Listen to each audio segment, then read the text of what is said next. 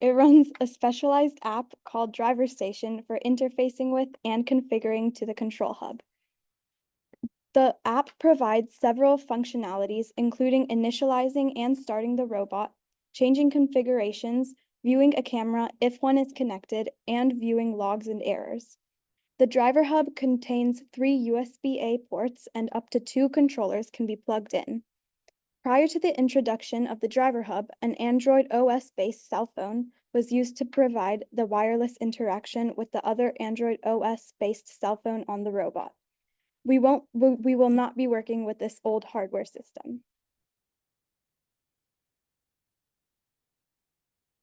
So I apologize. I think we started the recording about 5 minutes late. So we missed introductions and we missed just some of the information about the control hub and the expansion hub, which is exactly the same as in the presentation slides. I'm indicating this because I know a lot of students wanted to get access to the recording and just wanted to make sure they are aware that not much was missed, just what is in the presentation. And with that much being said, at this point, just want to check with everyone, how many of the attendees are rookie members, in the sense have not done FTC in the past? If you can please raise your hand, that'll help us know how many of you would need more details. I think, okay, so we have 3 members. Okay, that's good to know. So what was spoken about the expansion hub and the control hub was just basic introduction, so that you are kind of reminded of the capabilities and what is available as ports. The control hub and expansion hub are both for data connections, sensor connections, as well as anything that has to do with the power. So as we go through this, if you have any questions, please feel free to ask us specific questions. We'll be happy to answer that. And at this point, I think the plan is to move on to the hardware rev client, because that is very important for making sure that all your hardware, that is your driver hub, your expansion hub, your control hub, stay updated with the current OS. So several members on our team, including me, the coach, we've all been volunteers as judges, as referees, as people who are involved in competitions. And we would like to indicate that you are required to have the latest version of the OS at competitions. And every now and then connect the Rev hardware client to your hardware and check to see if there's an update. Definitely, once the new season is announced, there will be updates. So what you have today, maybe let me quickly ask that question. How many of you right now have hardware that you plan to use during this camp and try to test your programs on? Please raise your hand if you have hardware that you'll be using. Okay, so I see 1. Okay, all right. And that's fine. Specific caveat to that, I'm running the old phone system. My team has not enough driver hubs and control hubs to go around. Okay, all right. So Aiden, have you confirmed that for this year, it's okay to have the phone-based systems? No, we have a driver's hub and control hub for our competition bot, but this is like our secondary bot that we just use, that I'm using for programming this summer. So yeah, I know phones are not allowed for this upcoming season. So yeah. Because yeah, I saw that the initial rules said that they were not allowed, but I think there were a few teams which were unhappy with that, and they were going to see if exceptions can be. But again, we don't know. So for now, I would assume there are no exceptions, which means phone systems are not allowed till we hear otherwise. So let's see. Given that you will be using a phone-based system, some of what we do may not translate over exactly, but let's continue using the control hub and the expansion hub, and that way you will know what to expect once you move on to the competition robot. Yeah, I have experience using both, so I'm good with that. I know the differences between the two. Okay, perfect. All right, then that's good to hear.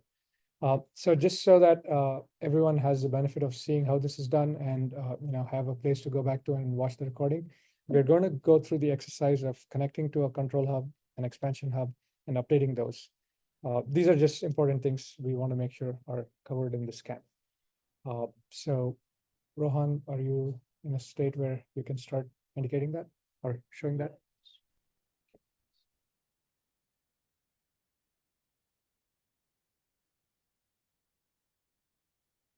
Okay, so my name is Rohan. I was the director of software last year, and I'll be showing you guys the Rev hardware client. So let me actually, all right, I'll go through this slide first. So the Rev hardware client is an application that allows you to view and update the control hub and expansion hub. So you can plug in your Rev device into your computer and then choose from multiple options, including updating the Rev device's firmware, backing up your device's files, and resetting the device. The Control Hub operating system is the Android OS. The robot controller app will be updated by the FTC SDK version being used in Android Studio. And the Control Hub firmware fixes issues with the electronics. So just to kind of make it very clear how these different hardware pieces come together. Now, your control hub is essentially similar to a mobile phone, an Android mobile phone. So it runs the same operating system, which is an x86 based Android OS on the control hub. And when you are developing code and installing code on this control hub, essentially what you're doing is very similar to if you have an Android phone, you go to the Play Store, you download an APK, which you may not even see the file extension, but you're essentially downloading an app from the App Store. And what you're doing here when you build your program, and it's really the FTC SDK app. So you're customizing that and installing it on this Android OS in your control hub.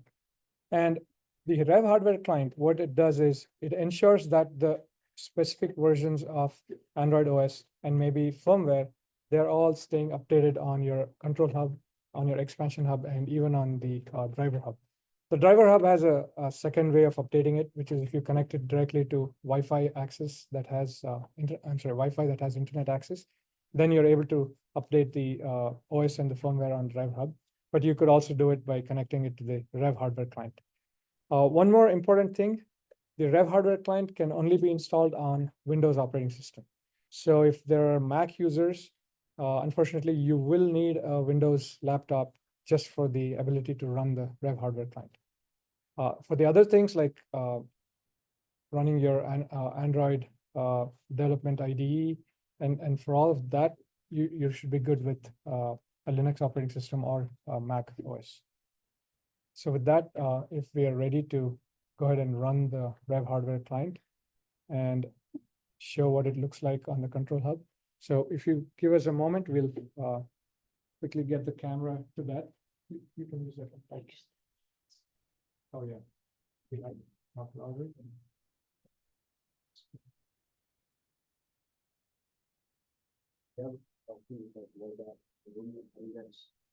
Chromebook, yeah.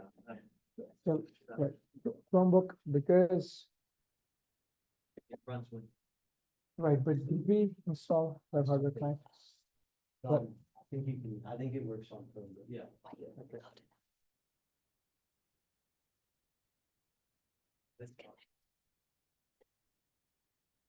Yeah, let's move. Work with.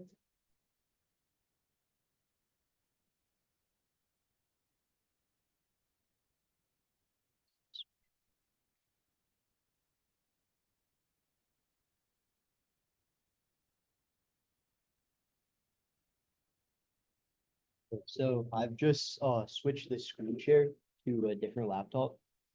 So this is what it looks like when you first open the Rev hardware client.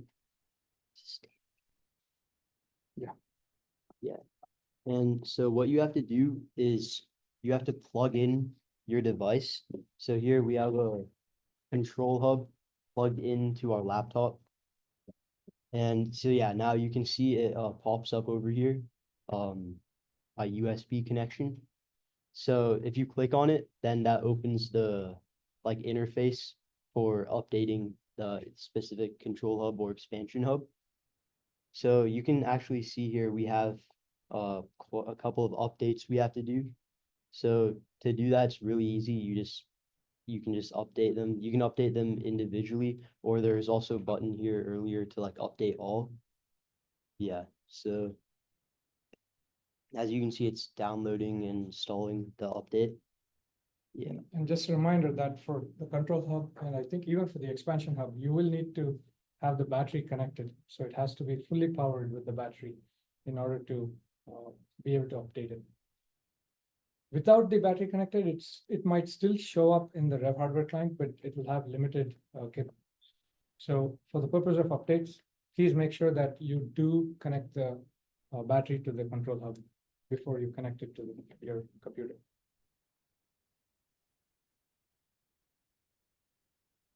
are there any questions so far?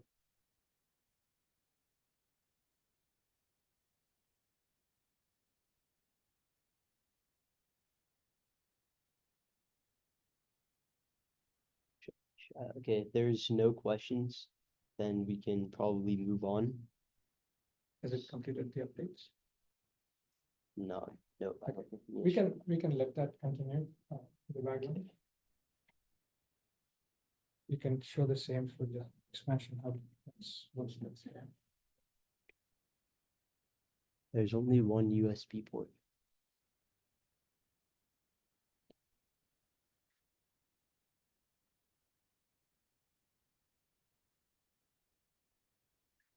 That's fine. So you can just wait for that.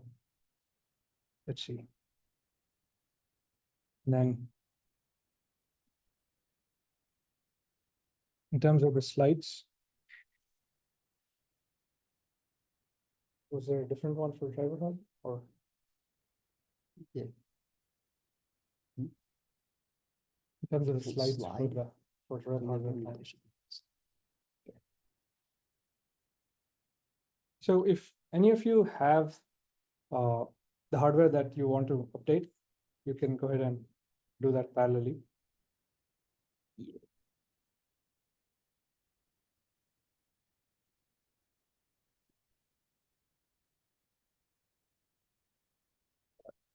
Wait, should we just show the expansion button?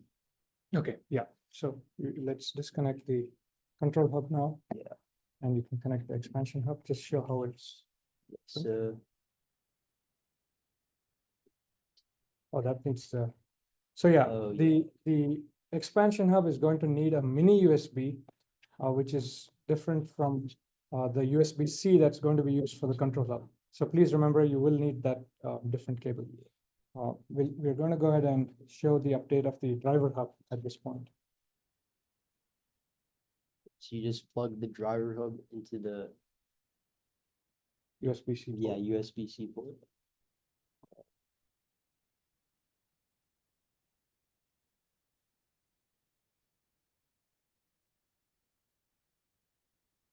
I think it's just turn on.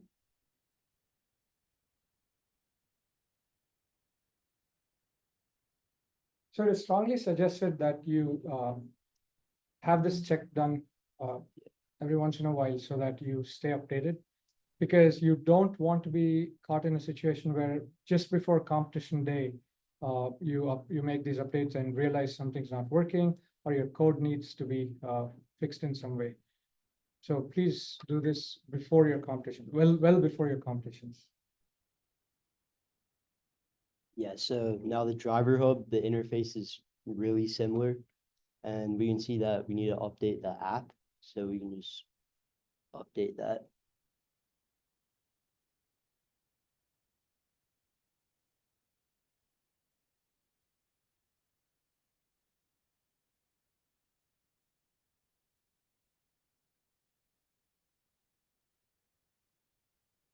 Okay, so while that continues, we can get back onto the slides.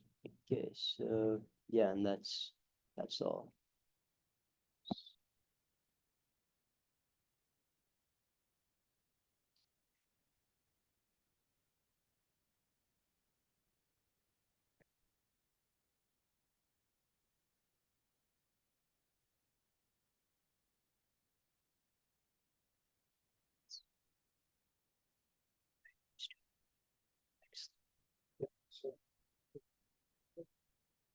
Can you go to the next slide, please?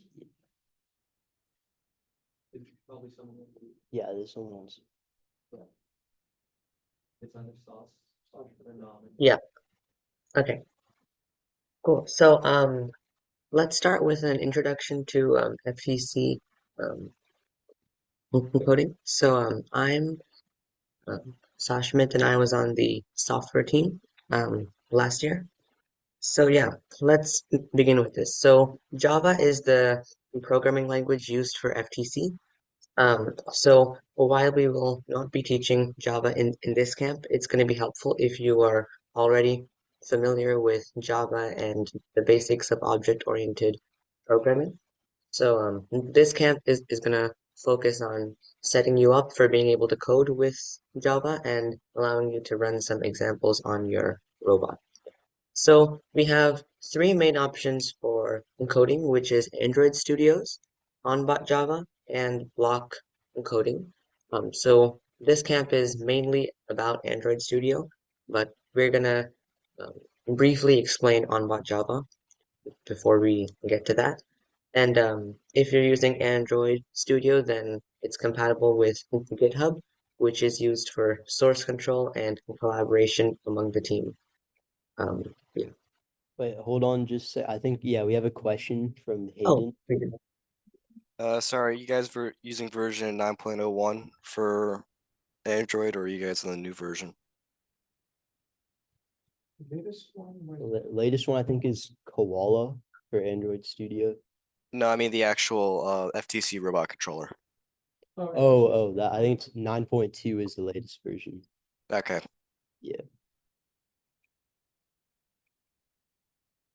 Oh yeah, you can go ahead, Sauce. Okay. I think you need to put Oh, the next slide forward. Yeah. Okay, cool. So what is OnBot Java? So OnBot Java is a programming tool provided by First, and it's used on a web browsers, so there's no app installation required. First has recommended using Google Chrome, but it is compatible with any browser. And then OnBot Java is hosted on the Control Hub itself. So it allows you to write code directly onto the Control Hub without having to download it on your computer first and then transfer that Java file to the Control Hub. And you only need to press one button to compile the code, and then it's going to be available to run from the driver station. And again, that's because it compiles code directly onto the control hub rather than onto your computer first. And the FTC SDK and Java tools are available on OnBot Java without any additional download. And OnBot Java is also very easy to collaborate on because everyone can access updated versions almost instantly. Okay, we can go to the next slide. All right, so how does OnBot Java work? So you first need to connect your control hub from your computer, and this can be done either through Wi-Fi or through a USB cable. And once you have connection to your control hub, you need to enter the 192.168.43.1:8080 into your browser, and it's going to open OnBot Java. And it's the same IP address for block coding OnBot Java, and just check your log files from TensorFlow or anything like that. So it's one multi-purpose um, web page, but you need to click the OnBot Java tab at the top of the screen to open the OnBot Java place where you can code. So then you need to create a new file and start coding. So we have two templates available for this. You have the autonomous op mode or the um, teleop template. And what these templates do is it sets up the necessary configurations in the code so that it appears and runs correctly as either an autonomous op mode or a teleop program on the driver station. And then once you are done encoding, then you need to click the build button in the bottom right corner of the screen, and it will compile your code so it can be available to run from the driver station. And that's all you have to do. So, Sashwat, do you want to have us run that here just so that we can illustrate what you just spoke? Yeah. It might be a bit challenging because you don't have internet with Onboard Java, but if that's, we can try to do that. So we definitely want to touch on onboard Java because there are a few teams which probably just skip over onboard and move from block to Android Studio, or maybe even go directly to Android Studio. And we just wanted to make you aware of this. This is a really neat capability, and it's a great stepping stone for teams that are comfortable with Java coding, but don't necessarily have the resources to deal with all the other infrastructure or logistics that have to happen around using Java, like Android Studio and GitHub and things like that. So the intent of this camp, like we said, is to enable you to take that next step. So it will focus a lot on configuration and setting you up rather than just getting you to start coding because there are examples already using which you can do a lot of the coding. So with that said, let's move on to the next steps. I'm sorry to interrupt. Can I ask a quick question? Please go ahead. Yes. So you just showed the onboard Java, the interface where we key the commands, and I'm seeing it for the first time, but I've used Android Studio to write some basic code. So is onboard Java just writing the same code that we would write on Android Studio in a web interface, or is there like more of a block programming kind of drag and drop things that generates Java code?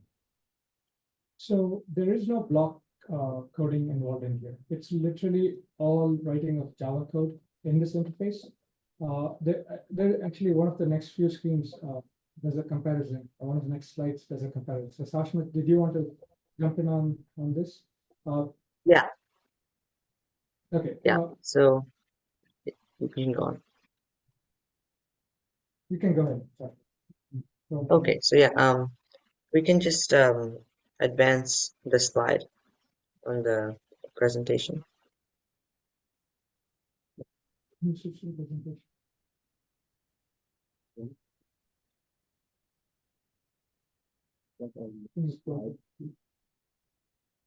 Okay, so yeah, this is pretty much the same thing that you just saw. So yeah, and the next slide I believe has the advantages and disadvantages of using Onbot Java over Android Studio. So cool. Okay, so yeah, here we have the advantages and disadvantages of Onbot Java. So the advantages, let's begin with that. So we have no app installation required, whereas in order to use Android Studio, you're going to need to install Android Studio and the FTC SDK. I believe Java is not required for that, but you still do need to install those two applications in order to use Android Studio, whereas with Onbot Java, you don't need to install any. I think we lost the screen. Yeah, just a second. Okay, yeah, no problem.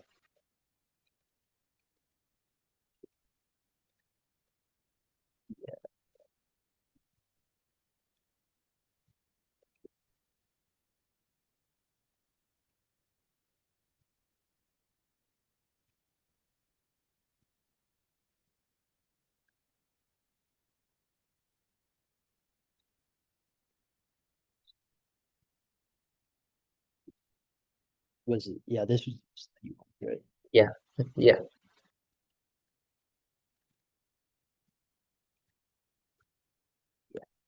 Okay, yeah. Another advantage is that it's very easy to collaborate on.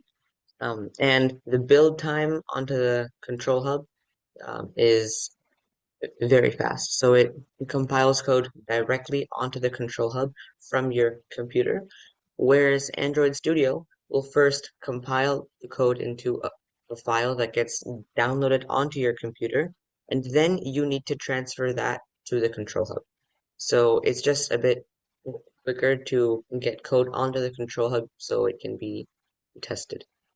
And then the disadvantages are that you cannot use Git or GitHub with onBot Java, so it's hard to track changes to your code over time. So the way that I've seen it being done is that you have to download all the code from your onBot Java, and then you can put those code files into a OneDrive or a Google Drive or something similar, and then you can track changes to your code over time like that.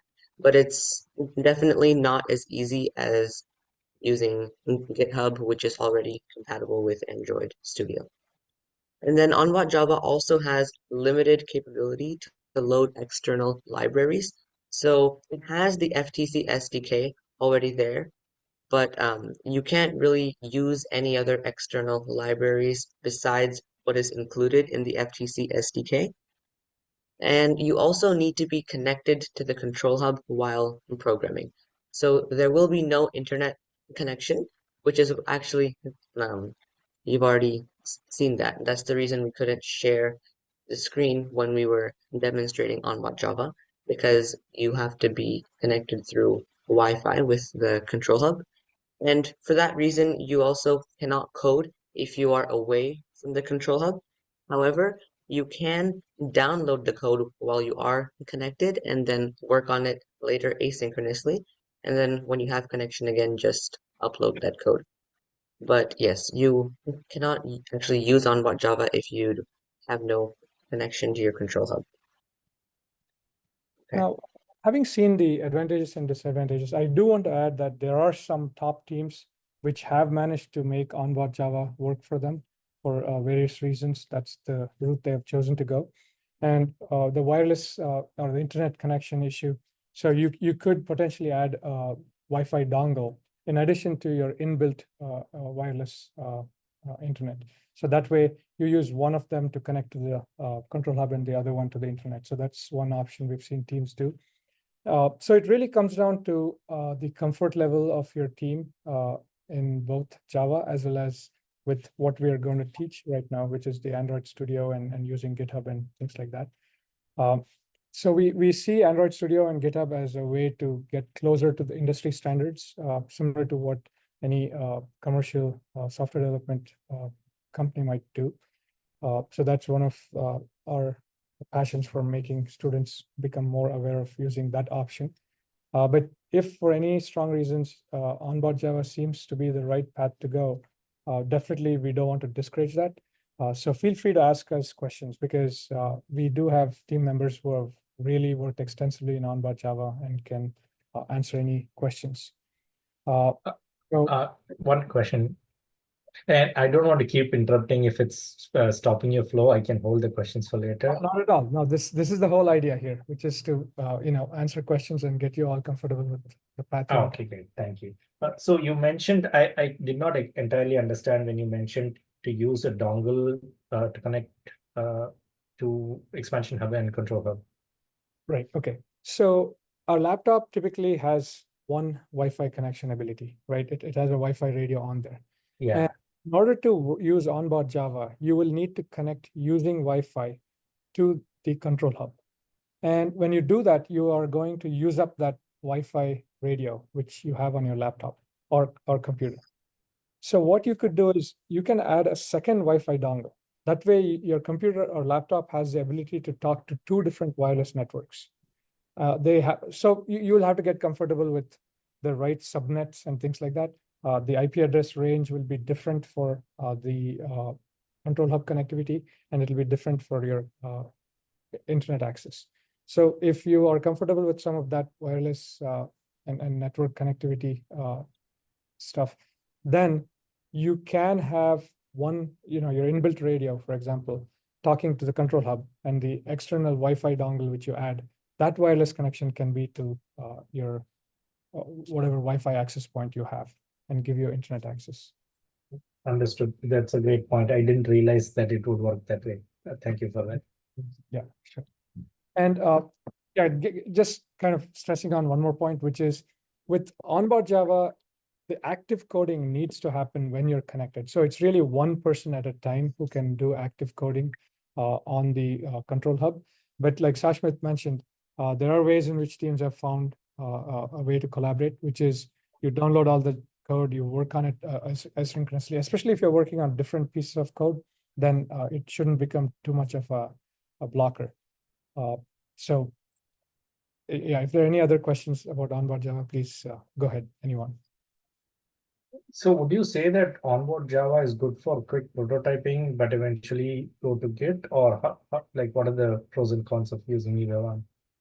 So I wouldn't necessarily say it's better for quick prototyping, because once you've gone through the setup that we are going to do in this camp, you will have the ability to quickly add any piece of code and download it and check if it works. So I would say it's really a difference between if you feel your students are equipped enough to use an IDE like Android Studio, and then when they're connecting to the control hub and downloading, they need to understand how their different processes running. So Gradle is the tool of build choice that's used. So compilation as well as building the APK and then installing the APK onto the Android control hub. All these parts, they need to understand it to some level at least in order to use Android Studio. And we will cover that in this. We will explain the steps that Gradle is going to go through. But if you feel your students are younger and just are comfortable with Java coding and not everything else that goes around it, then onboard Java would probably make more sense for the team. Got it. Thanks. So, is there anything else that needed to be covered for onboard that you had? I didn't have anything else, so this is all about onboard Java. Okay. Oh, God, Noah, did you have a question?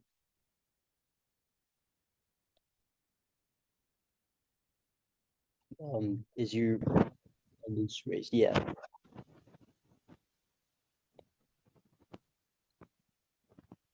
I don't think we're able to hear you if you're talking.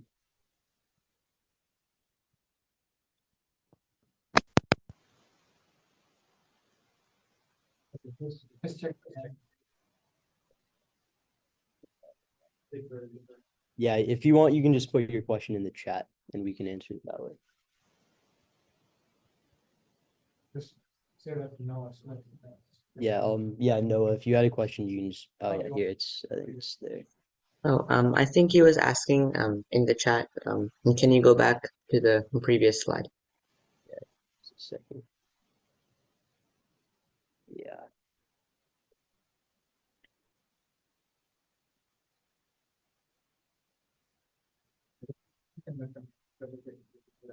Yeah, and also one thing, this presentation will be made available to you guys, so you guys can like come back later and look at it. Yeah. So was that enough time or? Oh, okay. So your question, what do you mean by external libraries? So external libraries are, well, you know what a library is in code? Maybe go ahead and explain. Okay. So, do you want to do it? Yeah, sure. So Okay. essentially there's a lot a library is essentially like kind of like a package of like code that you can use. I don't know if that's the best way to explain it. Do you yeah, but essentially, all right, the context we're talking about here, like with external libraries, is let's say you wanted to do some kind of object detection. So you could use something like TensorFlow or OpenCV if you ever heard of those. But to use those, Android Studio is it's really good for using those kind of libraries. It's really easy and it works pretty well. So that's what we meant with that. So picking up on that example of TensorFlow and OpenCV. So these are two different mechanisms in which you can detect colors or objects and repurpose them differently. Now, TensorFlow is something that is already supported by the FTC SDK. So those libraries would already be included in the FTC SDK. And as was mentioned, when you're using onboard Java, you have the only thing you really have access to is whatever is included in the FTC SDK. Going back to the question about what a library is. Now, you don't want everyone reinventing the wheel being a synonym for various capabilities. So OpenCV, for example, is a library which simply means a bunch of code that has been put together by a team that will allow you to work with objects and colors. Now, when you include that library in your program, you automatically have access to all these capabilities. So they will have some, it's called an API, which is Application Programmers Interface. And what that means is it will provide you with methods that you can use. So you can say, detect red. Now, you don't have to write any code to detect red. You simply include that library and make a call to a method in that library called detect red. And when you do that, the webcam, if it is facing an object which has enough of the red color, you will get back true, meaning it did detect red. This is just a made-up example, but you'll have many such capabilities. And so that's what a library is, essentially. The ability for people to package some capability and share that to anyone who wants to use it. Yeah. All right, so I guess, yeah, now we'll move on. So, yeah. Okay. Oh, okay, so what is Android Studio? So Android Studio is an IDE that stands for Integrated Development Environment, and it allows you to code applications for the Android OS. So that's why, if you remember from earlier, the Control Hub runs on an Android operating system. So that's why Android Studio works well for it. Yeah. So if there's no questions, I'll just move on. Okay. There's something in the chat. So just to kind of go back and talk about what you're doing with Android Studio, right? So you will be putting together your code in an SDK that is already provided. So the SDK is all the infrastructure for building that app. Like I mentioned, what you're essentially doing is building a mobile app and putting it into your control hub. And your control hub is like your Android phone, which is going to run that app which you added to it. And the FTC SDK is the baseline app made available to you. And there's a particular location where you will be adding all this custom code. And that custom code, along with the FTC SDK, is going to run your robot the way you want it to. And Android Studio is where you're basically putting together all this code. So firstly, you will have the FTC SDK loaded up as a project in Android Studio. And then you have the location where you write all this custom code to build the APK, which is your mobile app. And those are some of the steps that we'll be going through. But if anyone wants to, if anyone still has questions on what exactly is an IDE, please go ahead and let us know now, and we can try and explain a few more capabilities of IDEs. Is there anyone here who has not used an IDE before? It could be Visual Studio Code, it could be Android Studio, it could be Eclipse, it could be a bunch of other such IDEs. Which are others some of you guys have used? IntelliJ. IntelliJ, yeah, right. No one has questions? Okay, Yeah, I think we'll move on. Let's see. Yeah. So as part of the pre-camp preparation, we had requested everyone to download Android Studio. Well, we at least wanted to make sure that you had the file downloaded, because it is a 2 GB plus download, I think, and we just weren't sure if you would have the resources to get that quickly as during the camp. So is there anyone here who has not downloaded the installer for Android Studio? Are we able to see everyone? Okay, so, okay, if there's anyone who has not, then we'll request you to go to that URL now and go ahead and start the download. And Ron, you can just show right here what they would do. And I think, oh wait, yeah, let's go to the next slide, which actually shows you how to do it. Wait, I'm just gonna paste this in the chat. Okay, great. Yeah. So I'm just gonna put the URL for downloading it in the chat. So you Yeah. guys can just click on that and download it right now. And there's steps in the next slide, which will show you. Yeah, there's steps. Yeah, there's steps. Well, You can go to. I'll show you this. Okay, so if you do have Android Studio downloaded, then okay, actually, all right, this first step is if you don't have it downloaded yet. So click on the link and then you'll see a big gray button that says download Android Studio Koala. So just click on that and it'll start downloading the installer. And after accepting the terms of service, they'll just wait for that to finish installing. And once it's done, double click on it from your downloads folder, or you could see it in like in Chrome, just on the upper right. And it'll open another window, the installation window. So at this point, let's just give a moment for anyone who has not yet downloaded to download it. And we'll go back to the previous slide and quickly talk about the fact that we had Java SDK there. So there used to be a time when you needed to install Java separately. Well, Android Studio currently already includes it. So and many of you might already have installed Java because you might have been using a different IDE, or you might be using a text-based editor to work with and learn Java. So if you already have it, that's totally fine. But Android Studio, when you download and install it, it will install its own version of Java, and it will use that one. So we just wanted to make you aware, because when you install Android Studio and get that Java SDK, you'll be able to use it when you use Android Studio. But if you want to use some other IDE or do something else with Java directly, it would be a good idea to have Java downloaded separately also.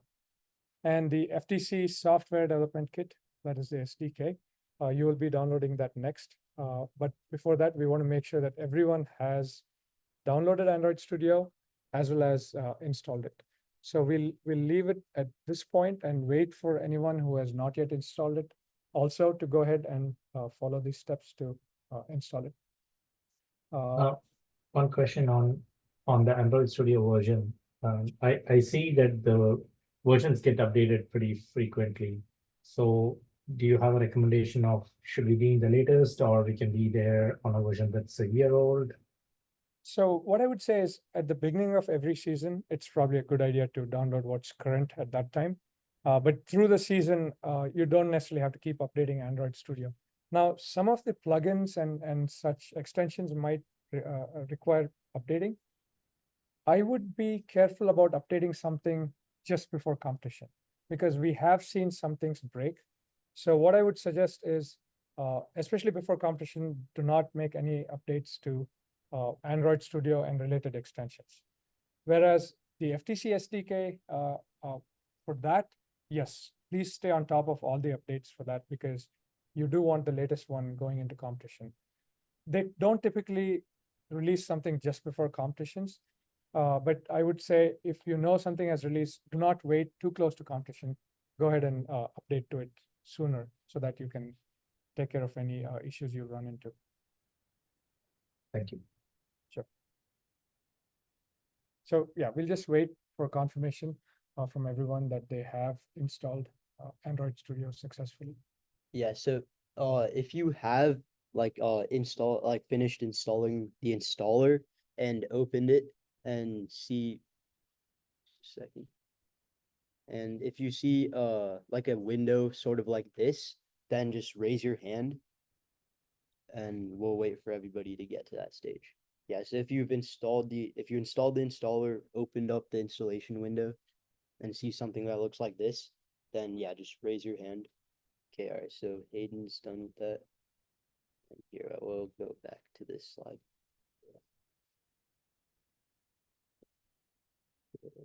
And also, if you're having any trouble with the installation, just let us know and we can help you out.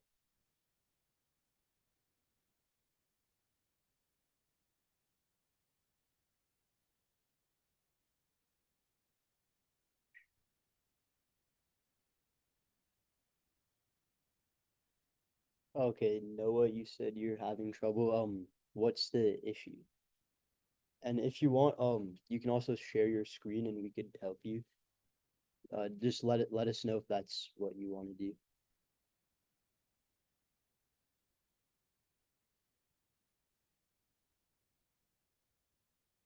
Okay. So, next application will be within your terminal session. Failed to retrieve app info. Norman, do you think you might? Yeah, are you on a Chromebook? Yeah, just check it. Think he might. Yeah, yes, he says he is on a Chromebook. Okay. So Noah, in the instructions for the camp, we had indicated that if you're using Chromebook, you will have to enable Linux on Chromebook. Do you know if that step had been done in the past or if you did it after the camp instructions were sent?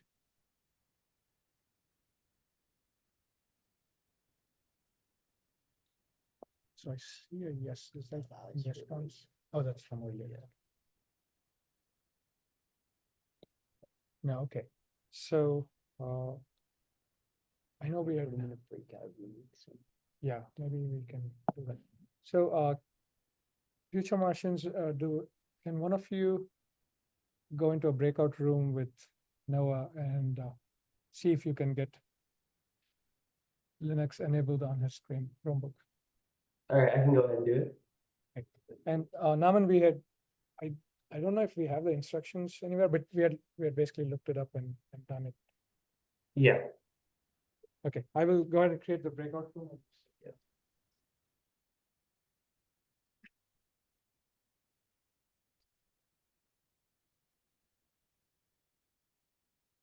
Right, so in that case, is anybody else having any issues with installing Android Studio, or is everybody at this step?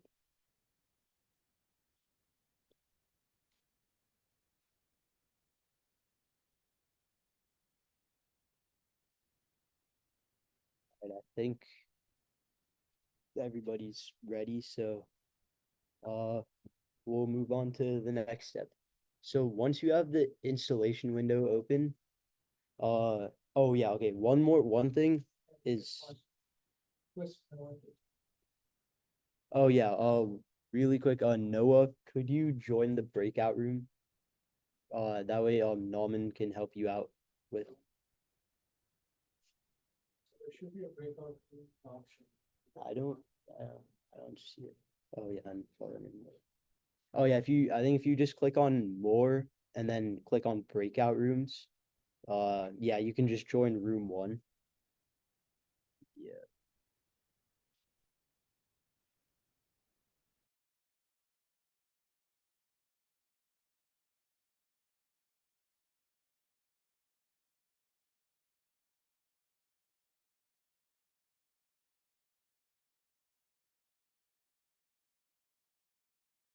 Okay, all right, so we're gonna continue. Yeah, so what you have to do now is once you have this window open, keep clicking next until you see an install button.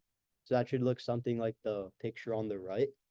And then once you see that, click install, and then Android Studio will start installing. And this will take a little bit of time, but once it's done, you can click next and then click finish. Yeah. So now you guys can go ahead and try and do that. And if you're having any trouble, just let us know. Oh, okay. Wait, yeah, check the chat.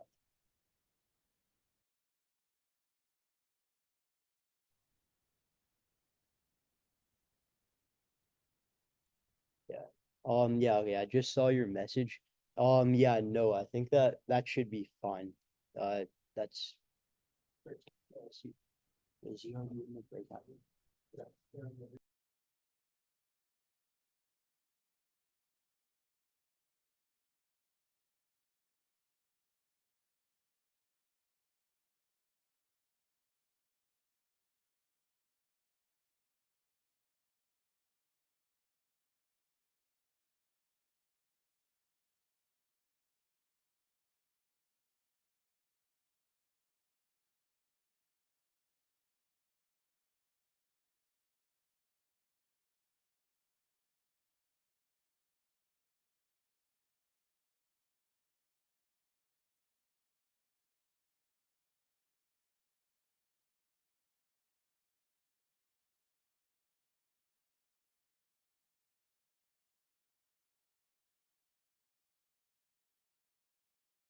Okay, yeah, so I'd say just raise your hand when your Android Studio is done installing.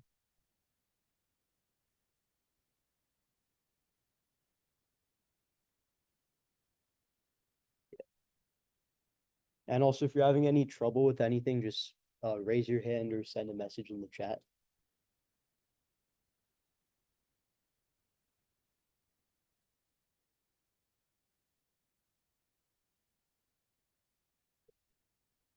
So Aiden is up to date on 9.2. Okay.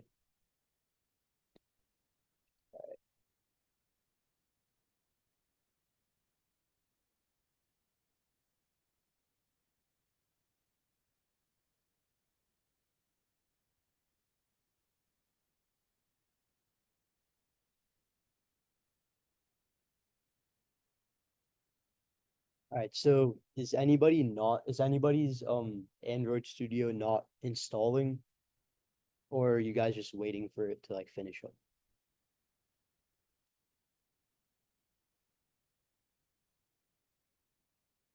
Oh, Tavis, if you've already installed it, no, you don't have to do anything right now.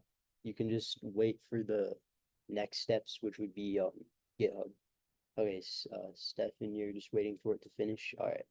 Yeah, just raise your hand or send a message in chat once it's done.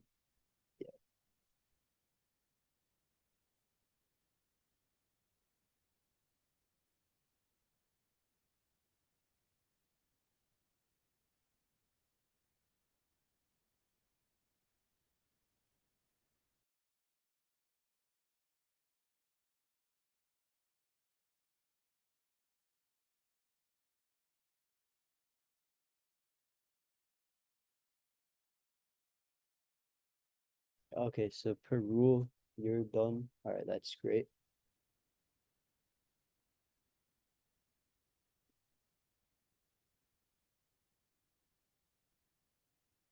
All right, Stefan is done. Let's see. Who is not done installing Android Studio?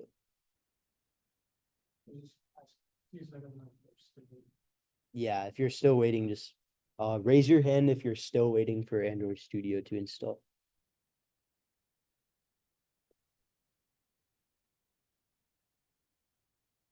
Okay.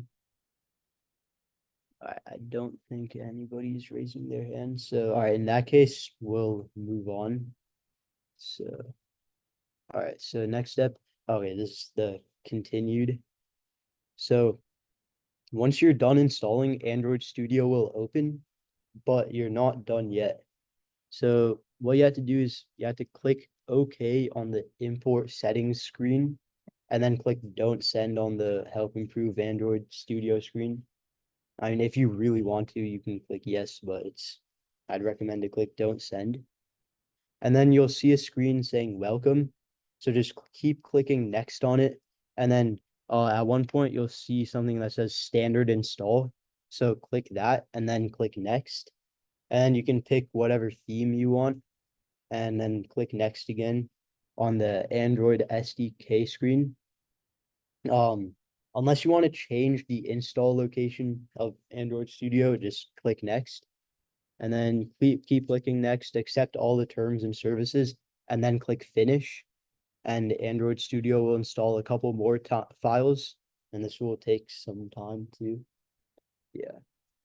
So just once you finish this step, just send a message in chat or raise your hand, and we'll know you're done. And also, if you're having any issues, you can unmute and speak, or you can send something in chat.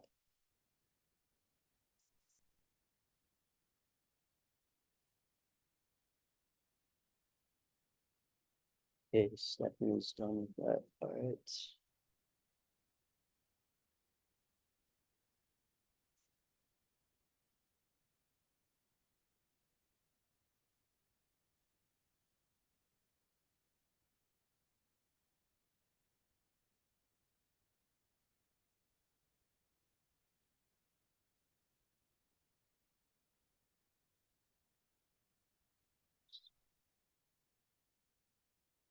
Is anybody not done with this step? Is anyone still working on this?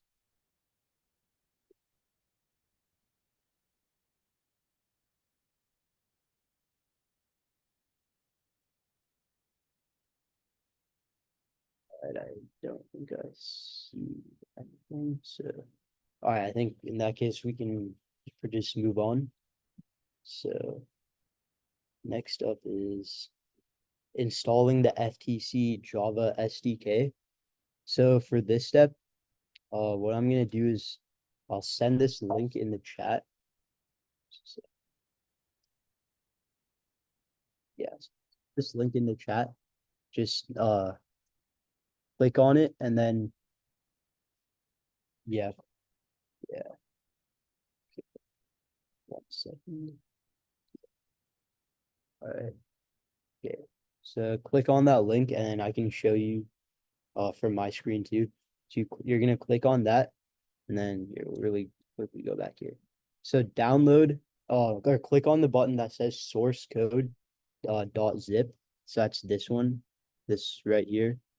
Click on that and then you can just download it into your downloads folder. And then once it finishes downloading, extract the zip file. So just click on it. And then you're gonna want to open, actually we'll get to that bit later. First, let's just install it. So click source code. Yeah, just put it in your downloads. Save. Yep. And so once you're done with this, just raise your hand or put a message in chat. And also if you're having any trouble downloading it, just let us know. Okay, Stephanie's done with this. And then I think Hayden, you said that you're up to date on 9.2. Does that mean you already have this installed? Or yeah, okay, all right, that's good.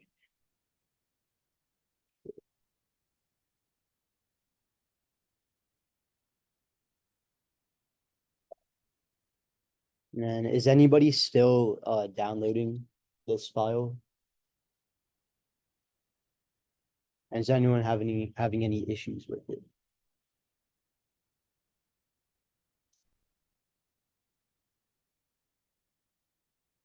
Okay, I think that means everybody has it installed. So the next step is, yeah, so you're gonna want to go to your downloads folder and extract it, or you can just click this, click here.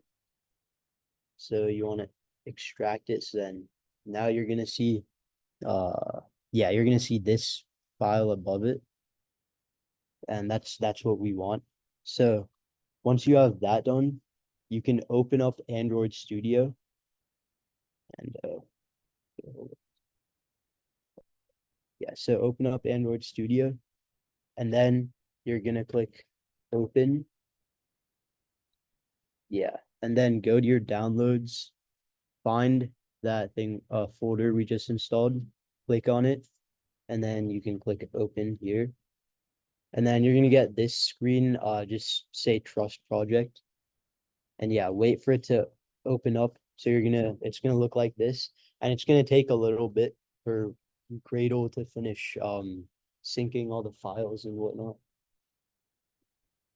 Oh, I see. Perul, you said you need help. What exactly do you need help with? You can unmute and talk if you want. So I am on screen. Can I share my screen? Yeah, you can share your screen. Yeah.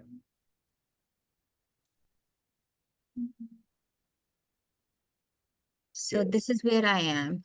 Okay. All right. So that's your. Oh, okay. So did you? Okay, I see. So you opened that file. So what I'll say is, are you able? Oh yeah, click on downloads, like on the left menu. Click on downloads, like underneath desktop.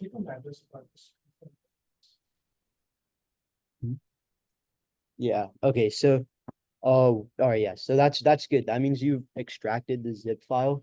Yeah. what you need to do now is open up Android Studio. Just one quick thing. I know it will work if you leave it in the downloads folder, but I would suggest, let's leave it in downloads. Okay, one more option is if you're storing all your code in a separate location, like let's say you have a C drive code folder, and then under code you have FTC. That's another place you could move the FTC robot controller -9.2 folder to if you want. It'll continue to work if you have it in downloads, but just for those who want to have it.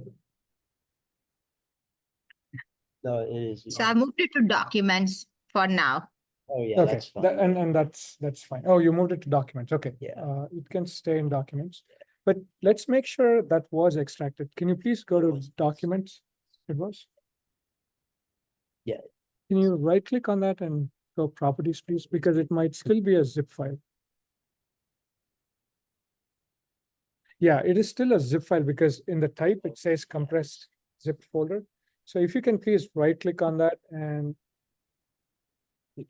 extract. It just open it up into the folder structure. So you can right click that. Extract all. I would, so if that's the only option. So my one concern is when you do extract all, it might extract it into that documents folder like it. No, it is extract all. Yeah. Does that Yeah, work? yeah, that works. We use 7-zip, so okay. All right, extract all. Yeah, you can do that as long as it extracts a folder. And Yeah, that'll just take a little bit of yeah, time to load. I think I saw the number of items increased by 1, so it should have. So if you can please refresh this window. Should I go ahead and open this? If you can, no, well, you already extracted it, right? So if you can Yeah. please refresh documents, we want to see if it extracted the Yeah. zip file. You can click on documents. on I'm the- in documents. Yeah, if you can maybe click F5 to refresh.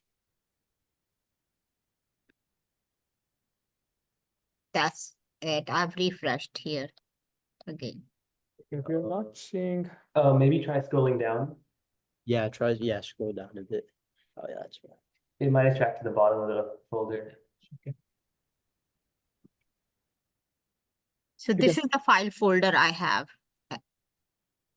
Yeah, so when you extracted it, what it does is it basically brings out the folder like in a non-zipped format. So I think what happened is that folder is further down.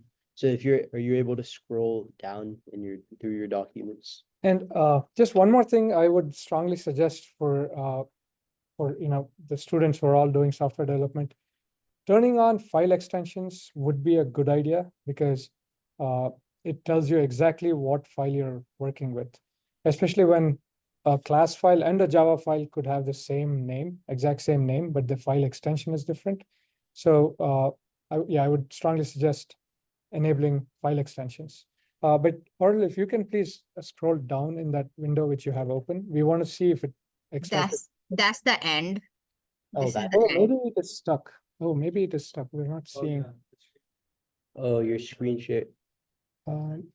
Should I refresh my screen share? Yes, Yeah, please. yeah, try and do that.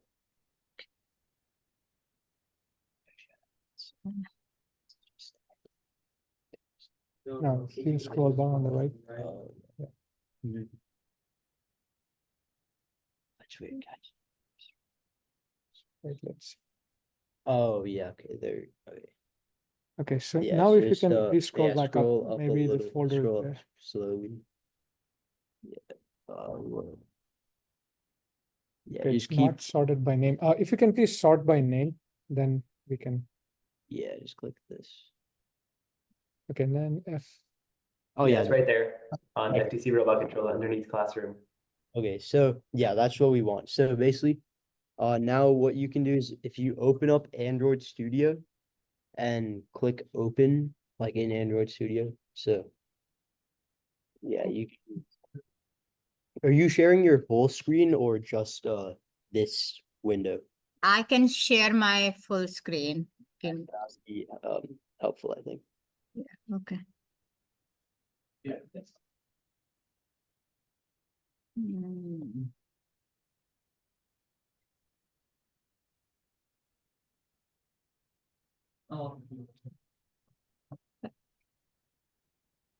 Uh,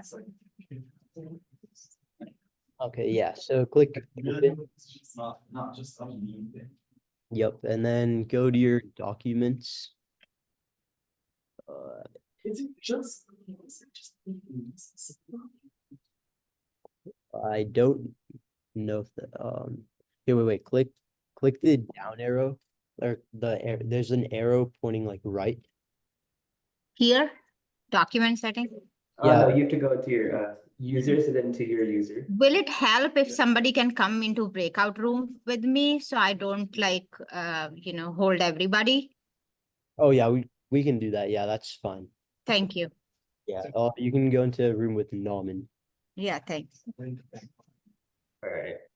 Okay, so I'll switch back to my screen share. You need to create the breakout rooms. All right. Oh yeah, Coach Shui is making them right now. So yeah, both Norman and Parul can now join. Yeah, you guys can now join the breakout rooms. Yeah, okay. All right, so in that case, does everybody have like this screen open, like in basically Android Studios with the FTC robot controller open? If you don't have this open, just let me know through chat or unmuting or raising your hand. Okay, so. All right, so I think that means everybody has this open. So now, we're gonna go back to the slideshow, and we're gonna talk about GitHub, I think. Oh, Norman was gonna do that. Oh yeah. Okay, maybe yeah, put maybe sauce in the breakout room side. Oh wait, so just a second. Norman, who just went into the breakout room to help Parul, he's actually the one who's supposed to talk about this. So we'll just wait like a minute and he'll come back. So can you request Sashmit to join the room? And Oh yeah, so Sashmit, could you join the breakout room?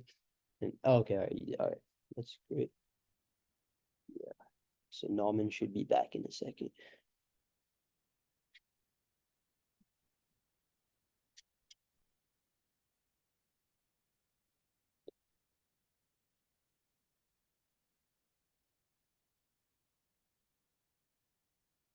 Also, we would like to have about a 15 to 20 minute snack or lunch break. We are thinking around 12 o'clock Pacific, but we may move that earlier or over a little bit depending on where we are in the slides. So please expect around 11:50 to 12 Pacific time. We'll have a 20-minute break.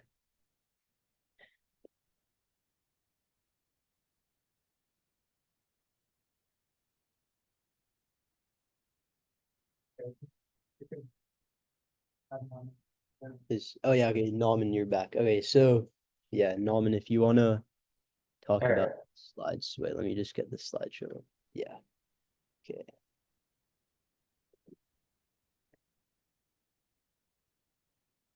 All right. Okay. Oh, Norman, I see. Sorry, you need. Yeah. Okay, my bad, I didn't realize that. Here, yeah, go ahead.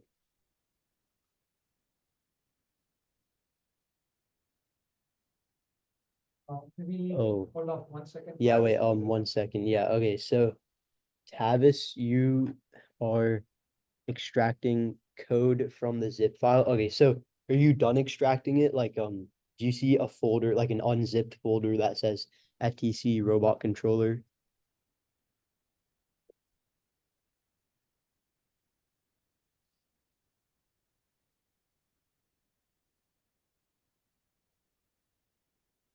Actually, if we want, what we'll do, Tavis, is we'll put you in a breakout room with Sashmit and he'll help you out. Wait, so can we check if Parul's issue is resolved? I think. Oh yeah, I think it is. Yeah. Parul, was your issue resolved? Okay, it's good now. Okay. Oh, Noah, it just kicked me out. Noah, I think maybe your internet might have Who? No. Oh, wait. No, you're assigning tabs. Yeah. Noah, that might have been because, do you mean you got kicked out of the meeting? That might have been because of the internet.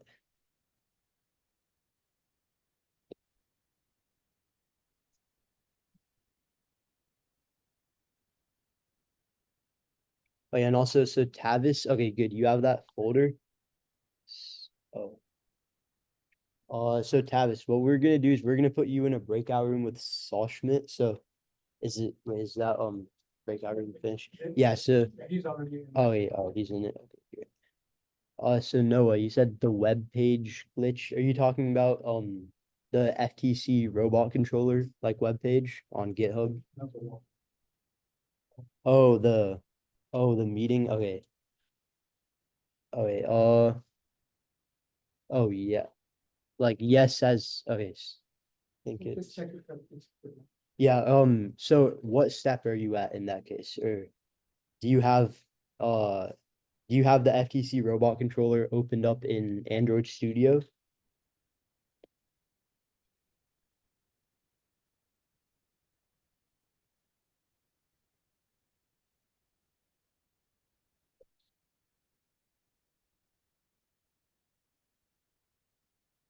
Yeah, just send like a yes or no for that.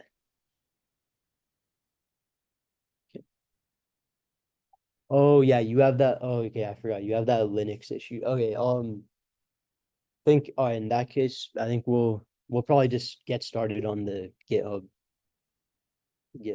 section. Yeah. All right, Norman, you can go ahead. All right. You can all see my screen, right? Yeah, I think so. All right. So what is Git in GitHub? So Git is a source control system that is used to track your changes in code over time. GitHub is the online cloud provider that hosts the changes in your Git folders called repositories. And you may ask, why do we use Git? So if we assume that I make changes to our team's code and I tell everyone, but I forget to tell one person about the changes, that person won't know that the code changed. But if I put my changes into Git and then upload them to GitHub, all that everyone on the team has to do is check GitHub and get all the latest code. So some key terms to know when you're dealing with Git and GitHub is repository, or known as a repo. That's a collection of files combined with their history that are managed by Git. And then a commit is a group of changes made to files along with the description of the changes. A clone is when you create a local copy of a GitHub repository on your computer. A push is when you take your local commits and send them to GitHub. And a pull is when you get changes from GitHub and then download them onto your computer.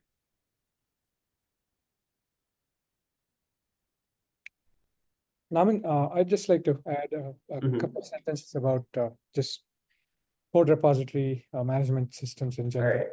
So the need for being able to manage your code and allow multiple people to collaborate and work with code is almost as old a problem as coding itself. Because whenever you have more than one person writing code, there's going to be this need for them to coordinate and make sure that they're not overwriting each other's changes or can tell exactly what the other person has changed, because they might have thought up some logic that they want to put into place in a file. But then if they're not aware of something that has changed very recently, then the thought process they had may not include that fact, that change. So that's why, right from, I would say 3 to 4 decades, there have been different kinds of code repository management systems. And there used to be something called SVN, which was very popular before GitHub, and Git became popular. Now, the really neat thing about Git and GitHub is it maintains the history of everything that's happening with your code locally as well as remotely. And so GitHub is basically the cloud provider, like Naman said, and that's where it's maintained remotely. But then it's also maintained locally, which means you are not tied to always syncing up with the cloud to be able to do any work. You can work with your local Git, and then that will sync up with the remote repository at whenever you wanted to. And we just wanted to give this thought process to you about how the code repositories work, because it was quite different before Git. With SVN and I'm sure there were a few others before that. The thinking was more centralized around a server, and you had to sync with that server to do anything. Whereas now with Git and GitHub, you get to work with a lot of that locally. And that's where things like clone and some of these terms have come into play and become really important.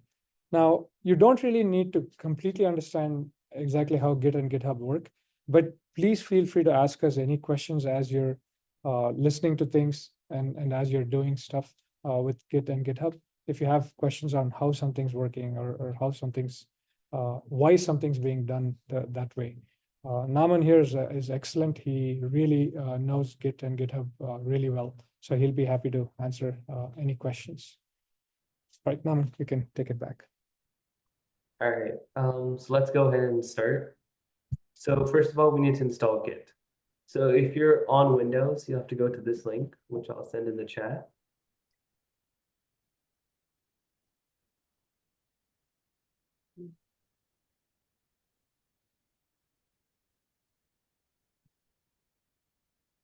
Okay, so everyone just has to go, well, not everyone. If you're on Windows, then you need to go to that link to install Git.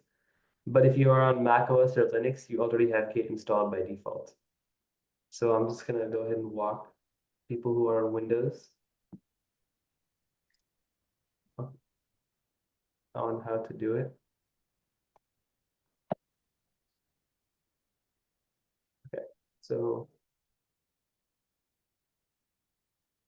once you get to this web page, you can go ahead and just click download for Windows right here. And then just to click here to download.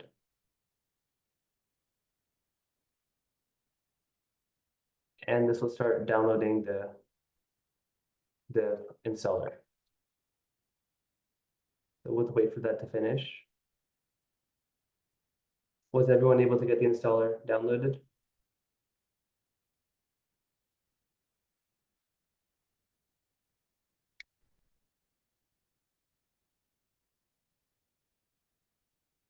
Okay, I'm not seeing anybody who says they couldn't, so let's move on. So we can just go ahead and open that.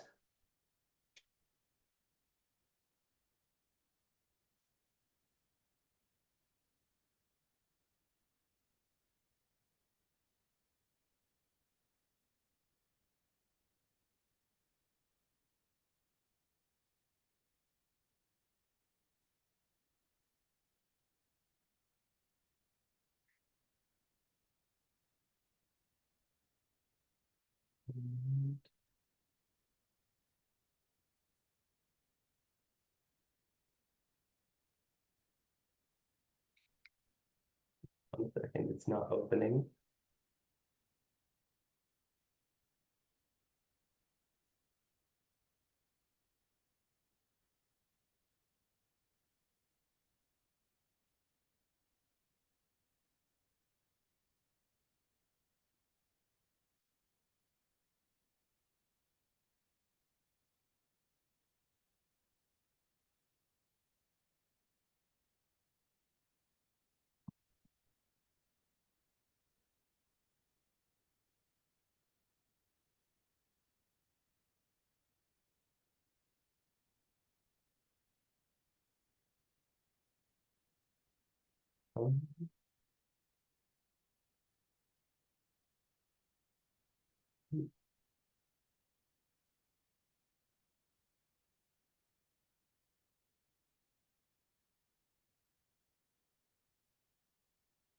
Rohan, Yes. can you go ahead and try installing Git on the Windows laptop over there and see if that works? Yeah, sure. All You should- right, because installer is just not popping up for me. Oh. Okay, should we switch to sharing on that? Yeah, go ahead. It'll be just a second because we have to log into the Zoom meeting on that laptop. All right.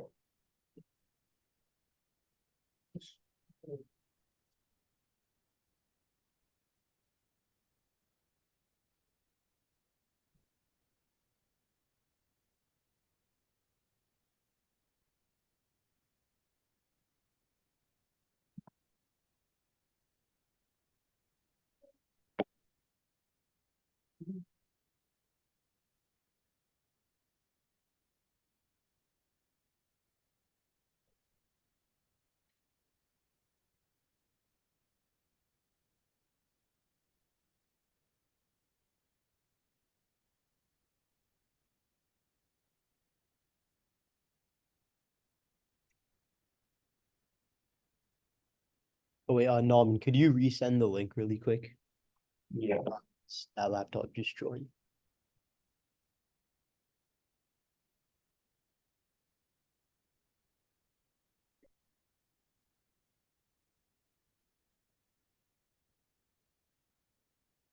So,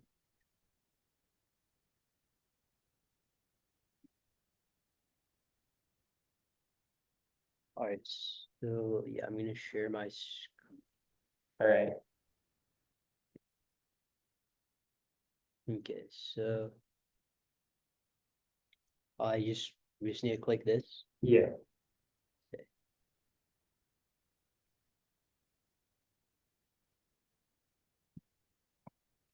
All right, and then Click here to download the stuff. Yeah.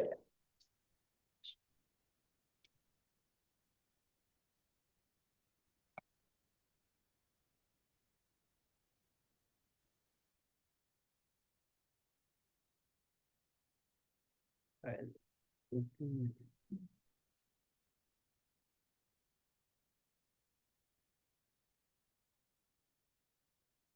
Yeah, okay, so you just click install.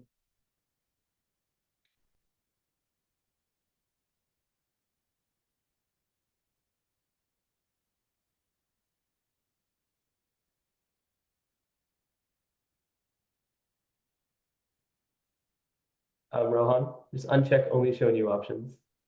Hmm? Just uncheck the checkbox that says only show new options. Oh, yeah. Oh, So this is just popping up because he already has Git installed, but after this, it'll show like the starting part where everyone will see.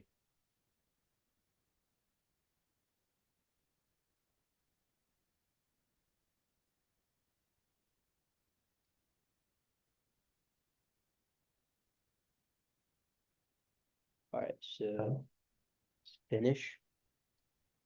Okay, I think it was different because you already had it installed, but Yeah. you will get like a bunch of options on your screen and you could just leave them all as their default. So you can just go ahead and just go like click through all the options and they should all just remain the default that they were. Norman, I'm gonna stop my screen share really quick. Is that All fine? right. Yeah.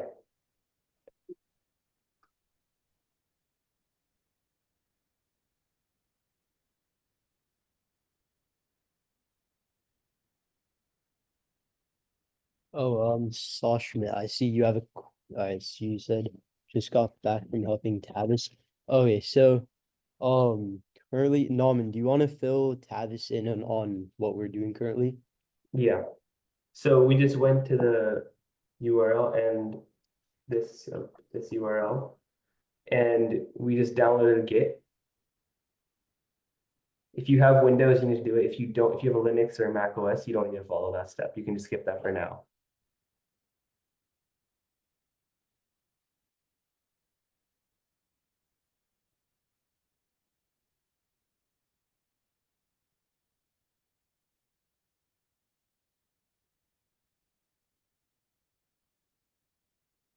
Okay.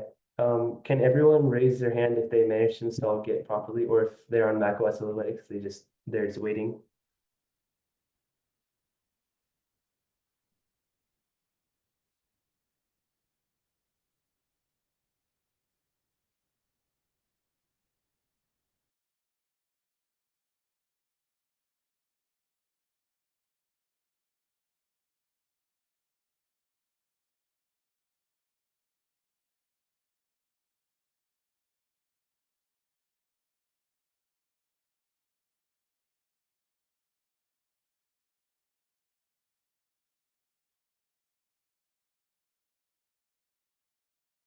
All right, does anybody else need help? If you need help with it, just unmute your mic and say.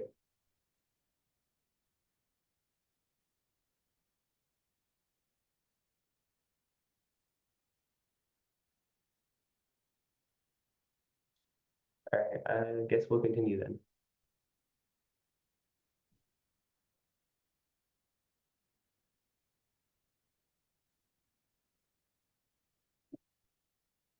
Okay, so everyone should be at this step.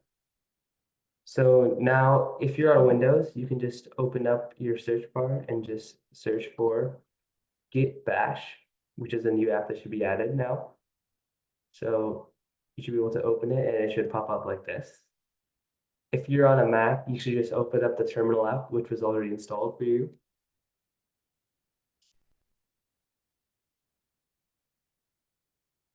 All right. And now what you can do, you type these commands. I will also put them in the chat. So you just type in cd and then downloads.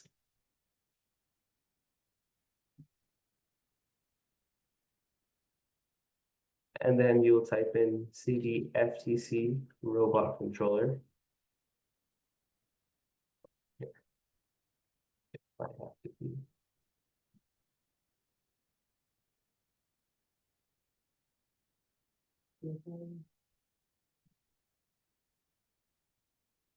Let's extract it.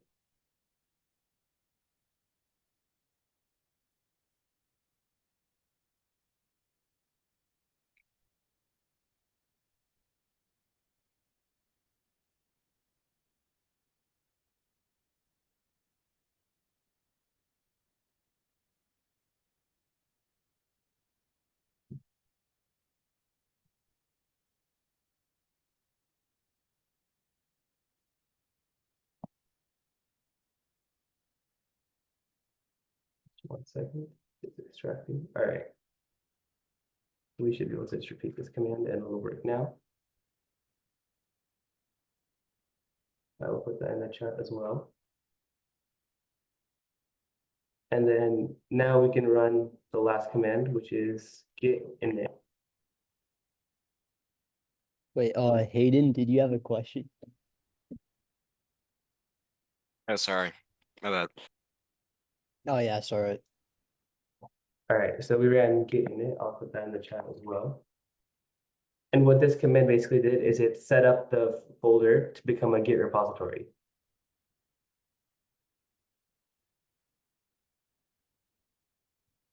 All right, if anybody has any questions, feel free to ask. If not, we'll move on.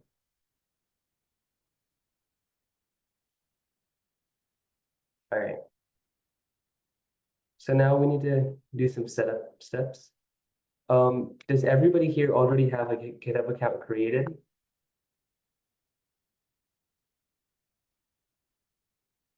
Just go ahead and raise your hand if you don't have one.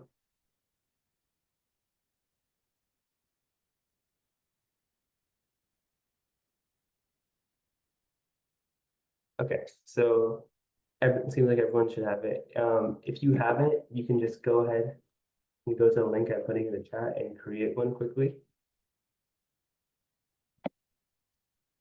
But for now, what we can do is we can type in these commands. So the command is git config -- global user.name, and then enter your full name, the one you used when you created your GitHub account.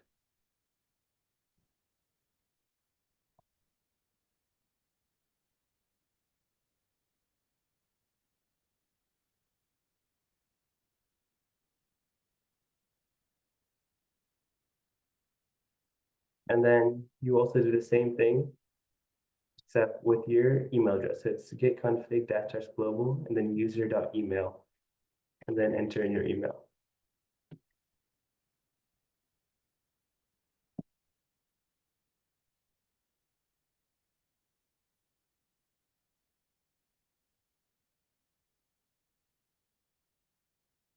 All right, both of those commands are in the chat. I'll give you guys about like a minute to do that.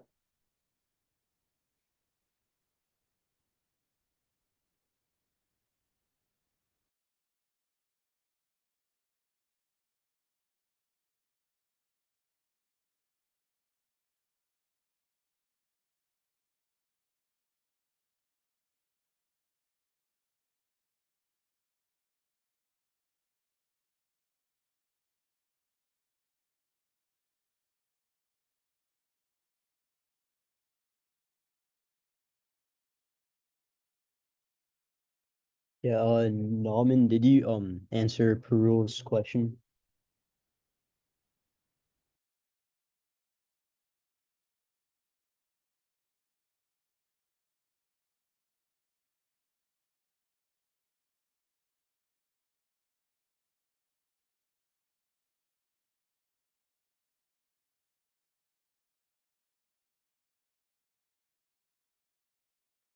Oh, Norman, you're unmuted if you're talking. Oh, sorry about that. All right, let's move on to the next step unless anyone has any questions.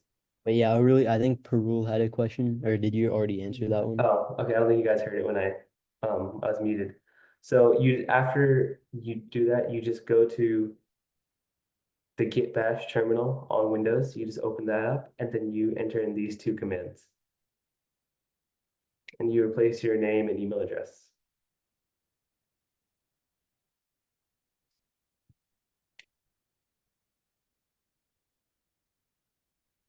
All right, let's move on if nobody has any questions.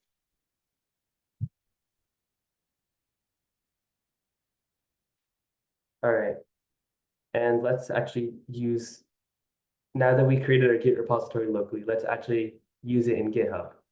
So just go ahead and open your web browser and then go to github.com. So you should see something like this, and you can go ahead and sign in.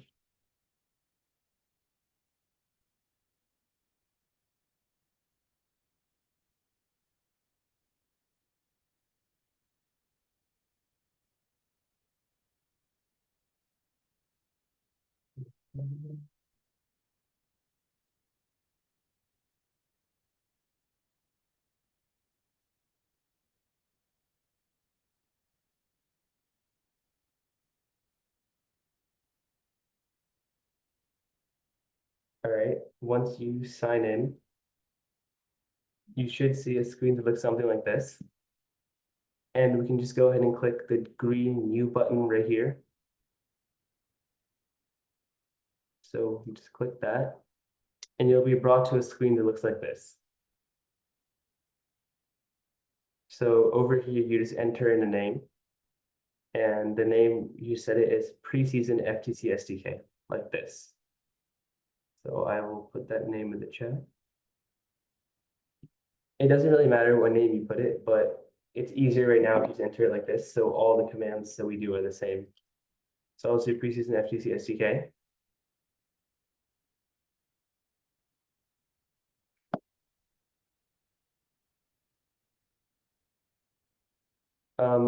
Let's have everybody raise their hands if they've gotten to that step so far. Or if you have any questions, feel free to ask in chat or in unmute.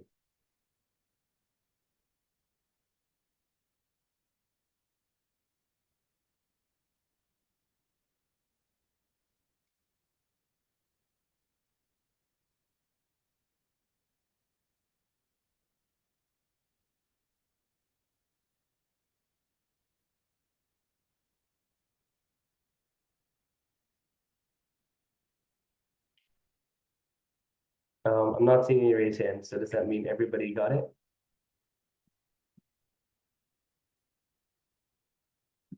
All right, let's go ahead and continue from there. All right, Stephen needs help. So, do you want to go to a breakout room with Sachmet?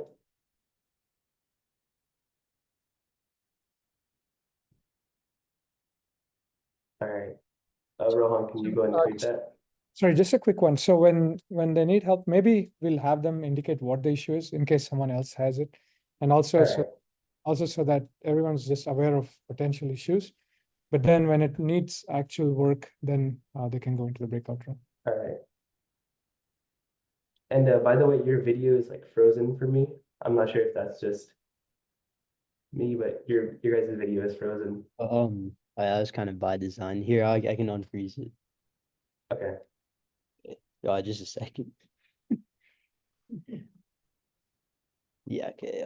There we go. Is it better now? All right. Yeah. Can you share what you need help on, Stephen?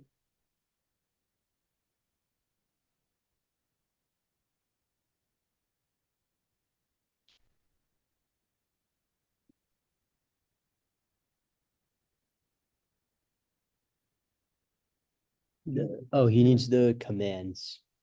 for the- Okay, here, I'll walk back really quick through here. So far, we've run these commands to initialize the Git repository. And then we've done these commands for the configuration. I'll go ahead and put them in the chat again.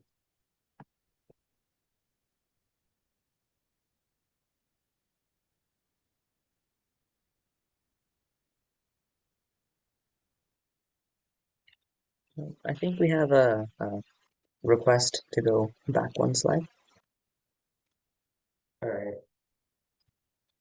All right, there's the commands, and here's back one slide.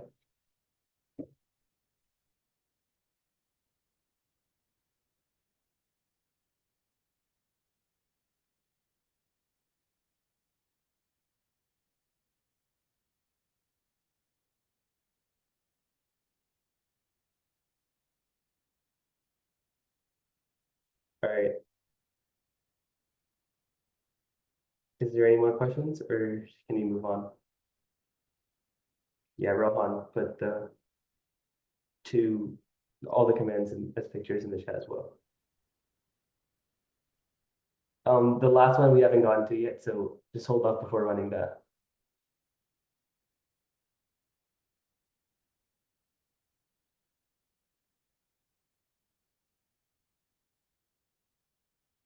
All right, let's go ahead and continue. So we were here and we entered our preseason FTC SDK. And we'll just go ahead and choose the option to make it private.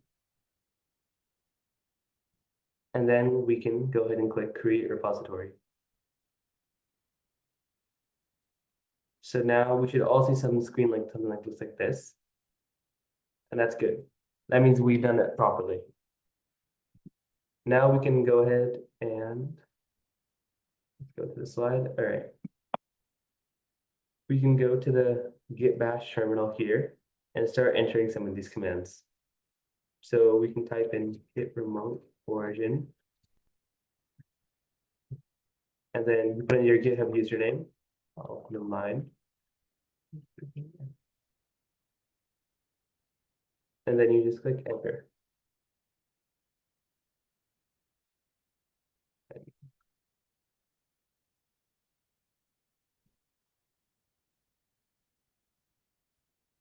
All right, that was the command. I will put that in the chat as well.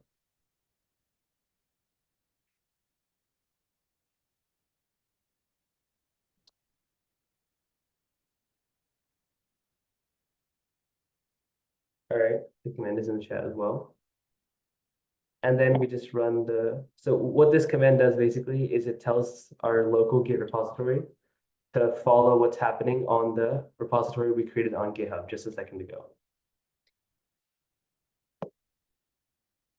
So now we can just run the next couple of commands. All right, I'll send that one in chat as well.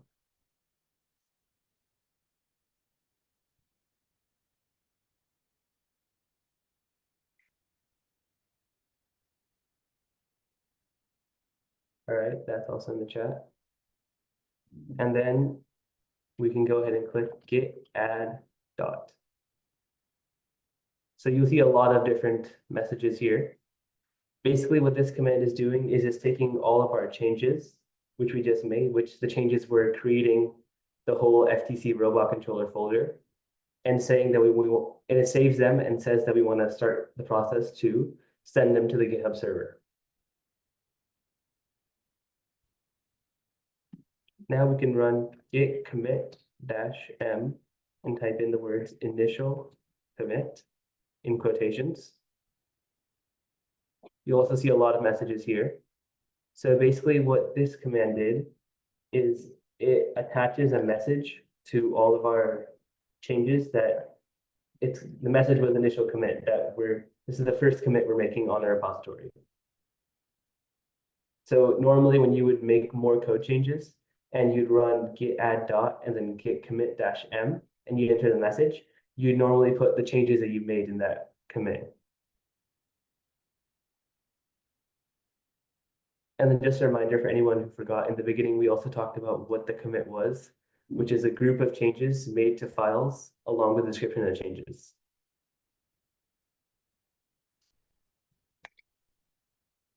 All right, is everyone at this step? If everyone needs help, feel free to enter it in the chat or unmute.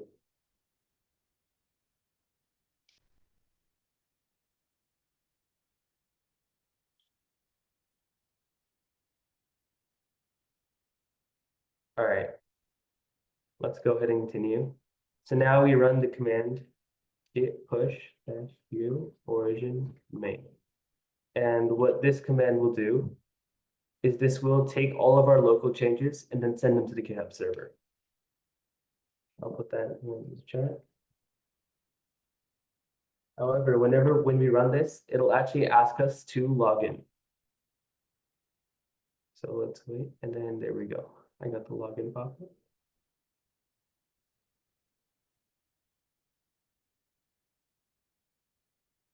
All right. So all of you should see a pop-up like this. There are chances that you might see like a different pop-up instead of like a full, it says GitHub signed in. It'll ask for a username in the terminal. If you get that, just raise your hand. So if you, instead of getting a pop-up which has GitHub and then sign in, if it asks for your username in the terminal, just raise your hand so we'll know who got the special method.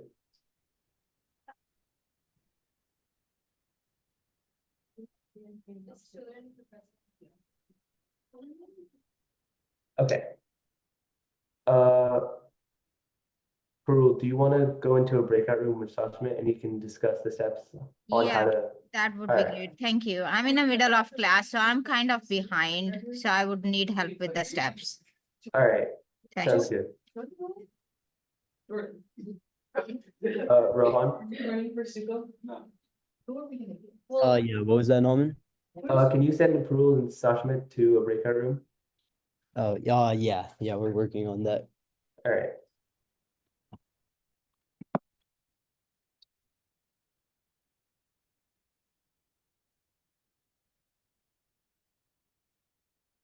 All right. Yeah, the breakout room should be open now. All right. So now I think everyone here should have the GitHub and the sign in option.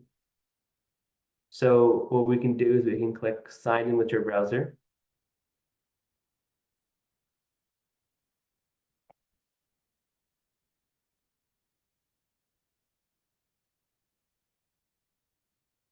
And hopefully, if everything goes well, it should just run the command since you were already logged in on your browser.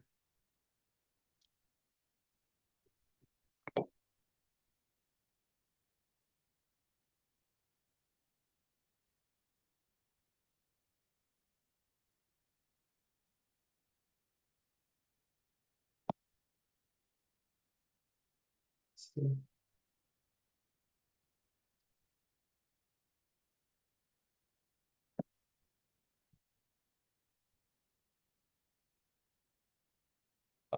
Hang on.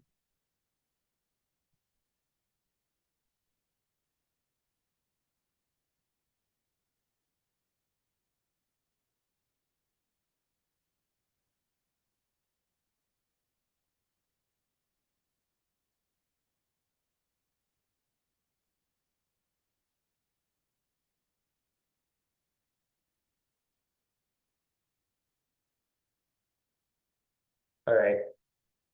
So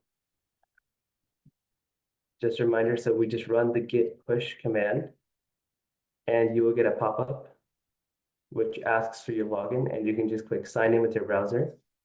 Most likely, since you just signed in on GitHub, it won't ask you to log in again. If it does, just go ahead and follow the standard login process.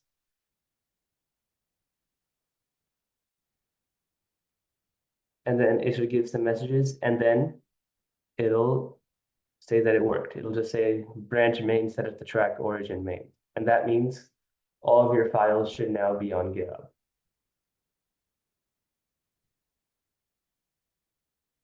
So we can actually go ahead and confirm that if we open up our browser and then refresh this page, we can go ahead and see the local folder is now on GitHub.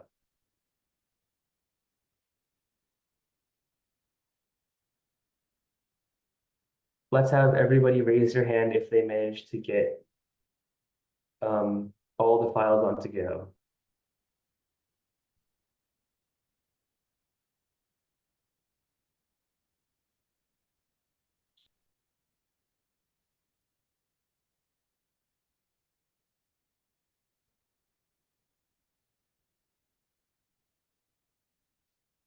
I'm not seeing anybody raise their hand, so so if it worked, if this worked, you can go ahead and raise your hand. If you're still working, that's fine.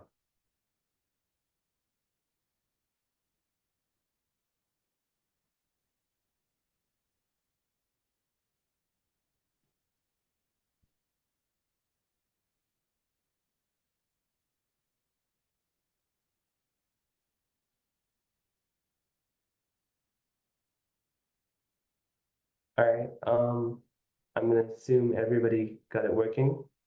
If you didn't, just put in the chat and we can wait up.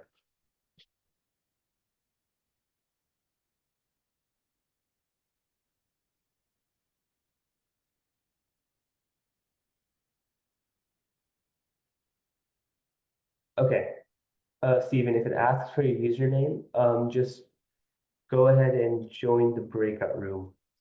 Coach Sri, if you could assign Steven to the breakout room, that'd be great. Sarasmit will help you in there on the different steps with if it asks for your username.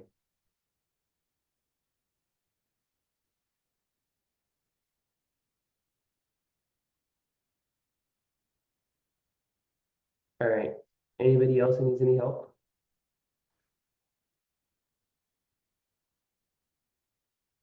So Naman, given that we're at noon Pacific time, whenever you feel is a good point to take a break, we'd like everyone to. I think now is a good time to take a break right now because we just finished our setup parts. Right. Yeah. That anyone who's in the breakout room can also be caught up by the end of the break. Yeah.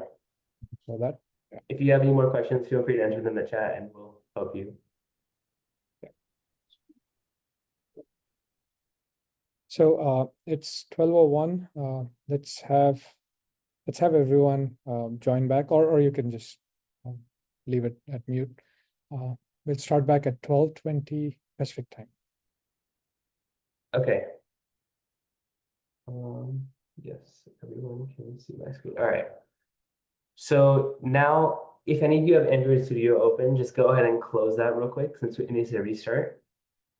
And then we will go ahead and open up Android Studio again.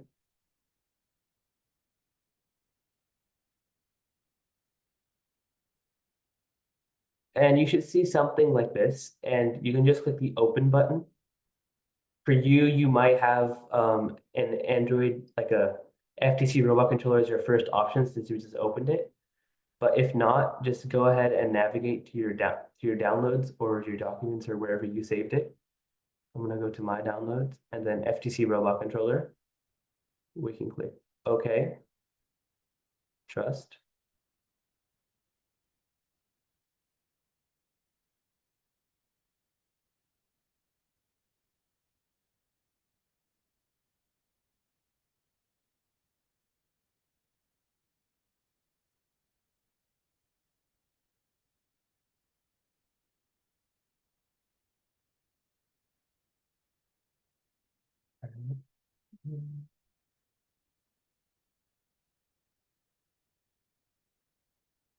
Rohan, Yes.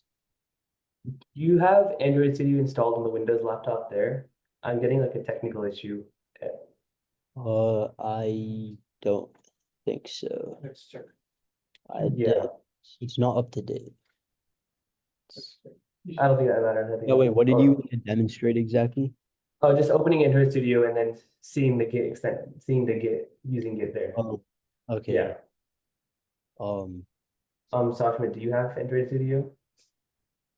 Not on this computer, unfortunately. Okay, here. No, I don't. Yeah.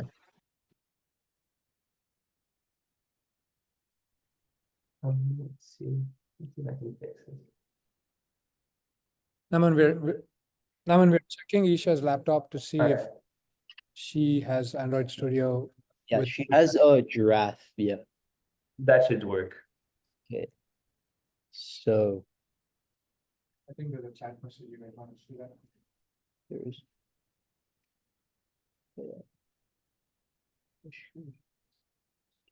Naman. Yeah, Norman, just check the chat really quick. Okay, all right. Alright. So she may respond. So yeah, there is Android Studio installed on the Windows laptop. What exactly did you want me to demonstrate though? Just go ahead and open up the project and then you can just share your screen. Allow this guide everyone from that location, from that place. Did you want to show like the committing and pushing? Yeah. Oh, okay, I can just do that on my laptop then. Oh, Like, yeah, There's right. no repository set up on this one. Mhm.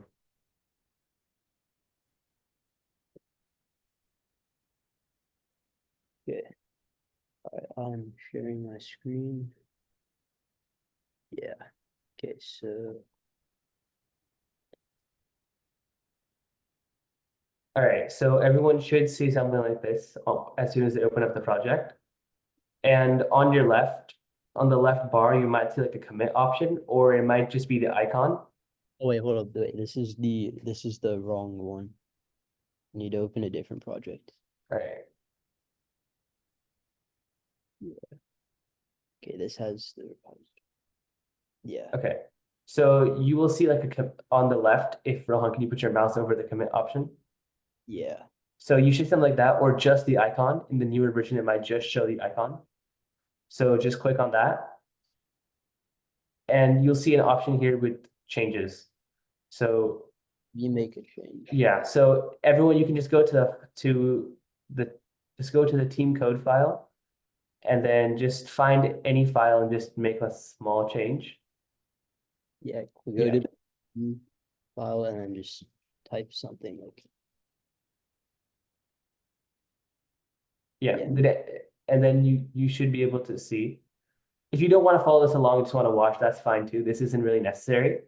This is just helpful whenever you're programming normally. And you just see an option here with changes and then your changes. So you can just click the checkbox and then there's an option project setup here. So you can add your commit message, the one that we entered in terminal, when you put git commit -m, and then this is your commit message, the same thing here. And then you can just click the button commit and push.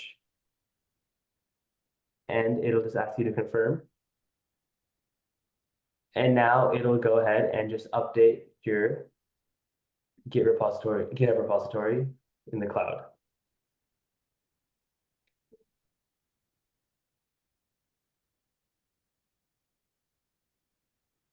And there we go. We can see that we got the message here. It says added hello to readme.md.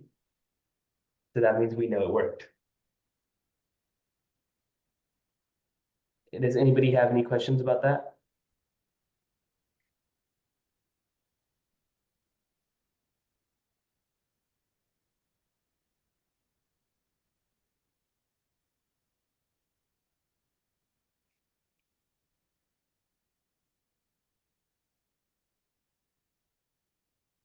All right. So if there's no questions, then that concludes the Git section. Feel free to always refer back to the slides if you need those exact commands. You won't need to run every single command every time you need to do it. And most of the time you can just use Android Studio here and you go to commit and then enter in your message and commit here. All right, that's it for my section, Rohan. All right. So in that case, that means we're actually ahead of schedule today. I just. Yeah. So just wanted to talk through what we've done here so far and what it really means in terms of being set up for the season and how you're going to do very similar things for your season. So firstly, let's get some feedback from everyone. How did this feel? Did this feel extremely hard? or as we walk through steps, is it making sense? Do you think your fellow teammates or students will be good doing this? Any concerns?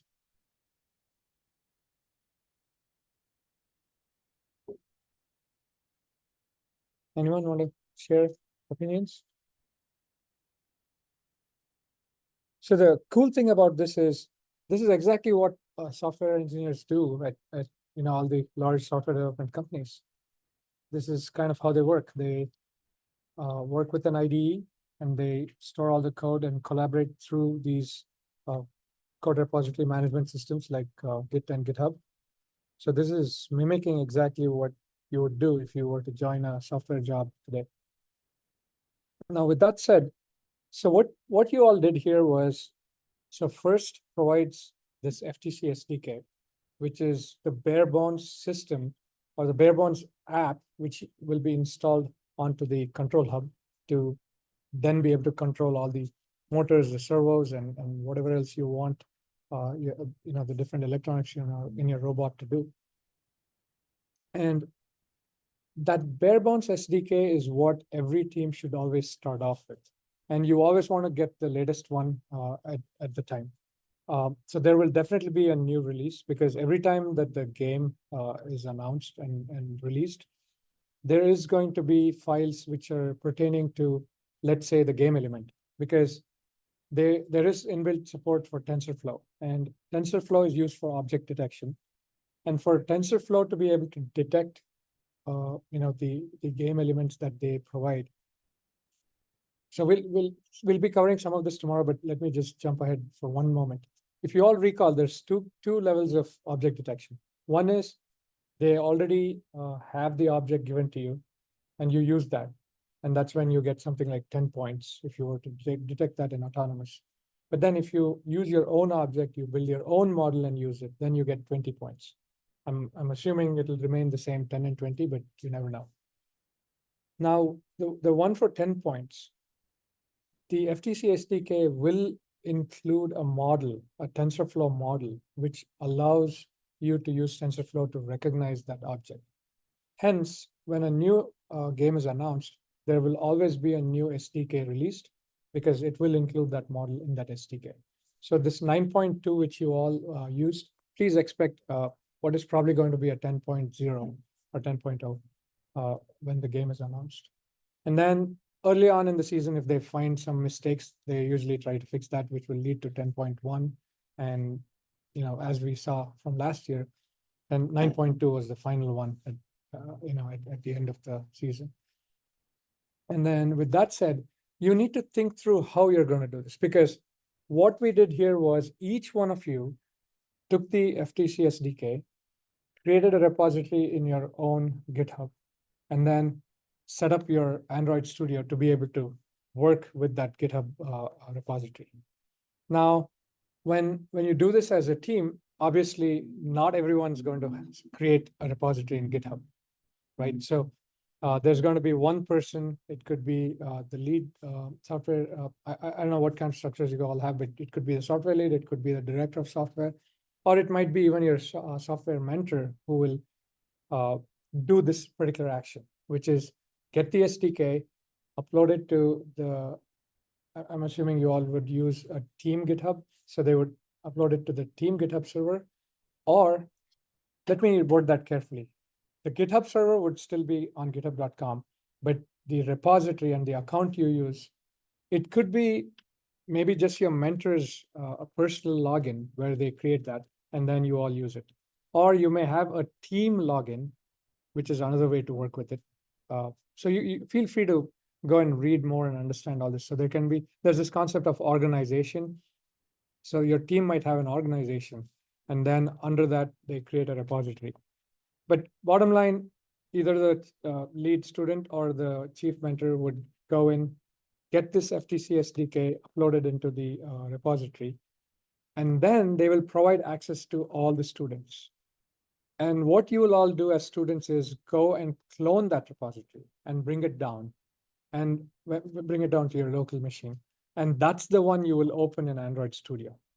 So the exercise you went through here is what the lead mentor would do, software mentor would do, or the lead student in software would do.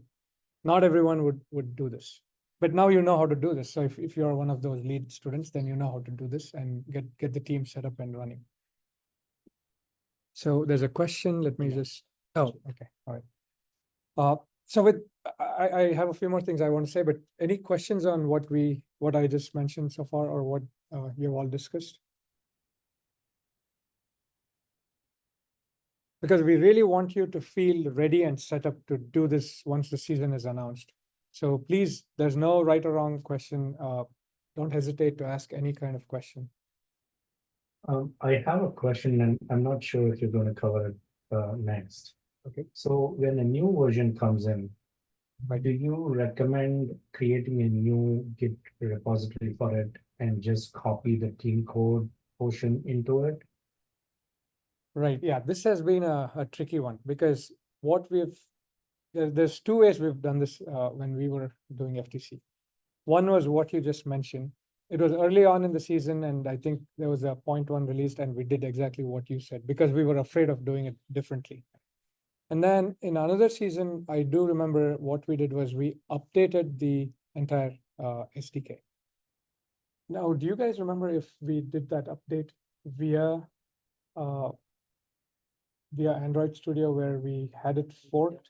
So I don't want to get into a very complex situation which will confuse everyone, but there's another way in which you can clone this FTC SDK, wherein instead of just downloading it and then creating your own, there's this concept of forking. What that means is you are creating a fork from the first provided FTC SDK, creating your own one from that, but you're not losing that connection back with first SDK. So if first adds some updates, you can periodically go and pull in those updates into your version of that FTC SDK. So I would suggest doing this last approach, which I mentioned, if you have at least one or two people who are pretty comfortable with Git and GitHub and know how to work with forks, then I would suggest this. But if you feel that, no, everyone's pretty new with Git and GitHub, we don't want to try that, then you could do this download. And like you mentioned, you could copy the team code over. That's not the ideal way, but it is definitely a safe way of working with it. You may have to recompile some things, and depending on when you add some third-party libraries, you will be modifying some files which are outside of team code. So you will have to remember those, or you can keep track of those changes from your current GitHub repository. And then when you create a new one with the new version, you just want to make sure you're copying all those changes over. There'll be minimal changes, but you should remember to copy that over.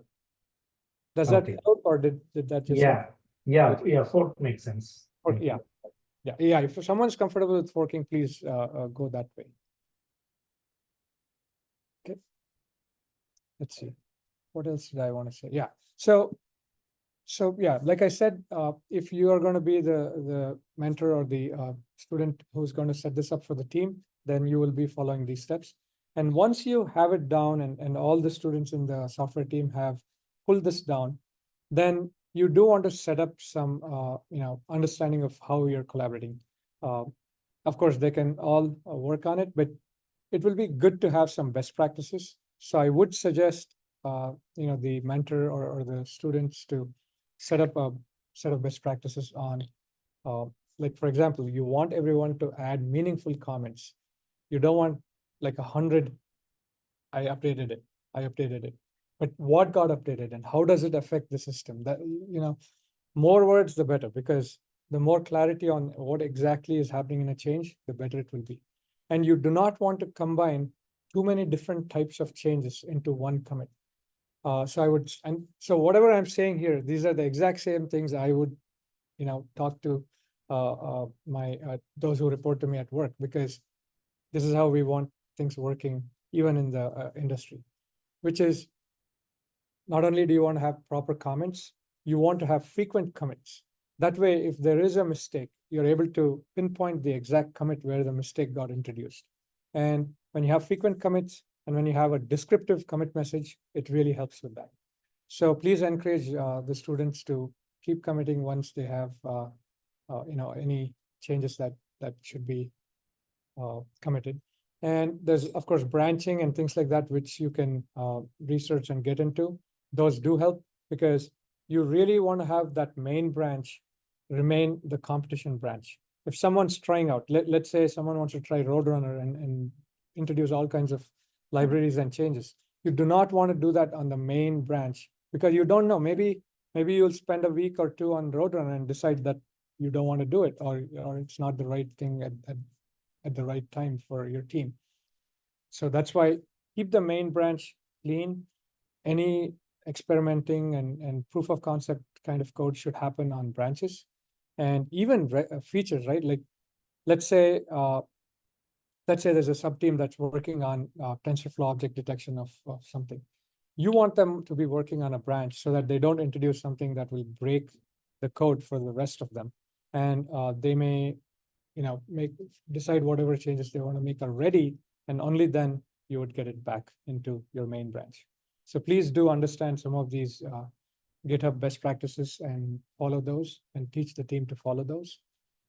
And then let's see. So that's about the changes, tracking changes in GitHub. And yeah, is there anything else that we want to cover from a GitHub perspective, guys? Naman, Sashmit, anything you feel we should add? All right, quick question. How long is it going to be till videos are posted of this session? So we intend to post these by the end of the week. We do want like a day or two to just edit out unnecessarily long pauses and things like that. So you can, worst case, Saturday. But Okay, so are we going to get emailed the links, or we'll just go up on your YouTube? So we will send you the link. We will upload it on YouTube, but we will send you the links. Okay, thank you. So do we have any other questions? Okay, yeah, Aruna, please go ahead. Yeah, actually, would you recommend me to start a new branch from the main and then to do the changes we introduced Roadrunner into the code? Yes, what you would do is create a branch from main. Let's assume that you have just started, you have some basic drive code already added to get your robot moving, and that's in the main branch. At that point, we would suggest make a branch from the main branch, call it Roadrunner POC or something like that. And that's where you add all your libraries, test everything. And when you feel it's at a good point, then you merge it back. Some of these will need some learning of those concepts, like merging it back. Yeah, I don't know if you have a follow-up question, please go ahead. Yeah, that is what is my question. Yeah, please continue. Okay, all right. So yeah, you'll have to learn how to do merges. So I would definitely suggest that the initial time all this is done, let there be a mentor involved who is helping the students to understand how they do the merge, because you don't want them inadvertently losing code or things like that. So definitely let an adult do it and show it if the student is not already comfortable with concepts of merging branches. Okay, thank you.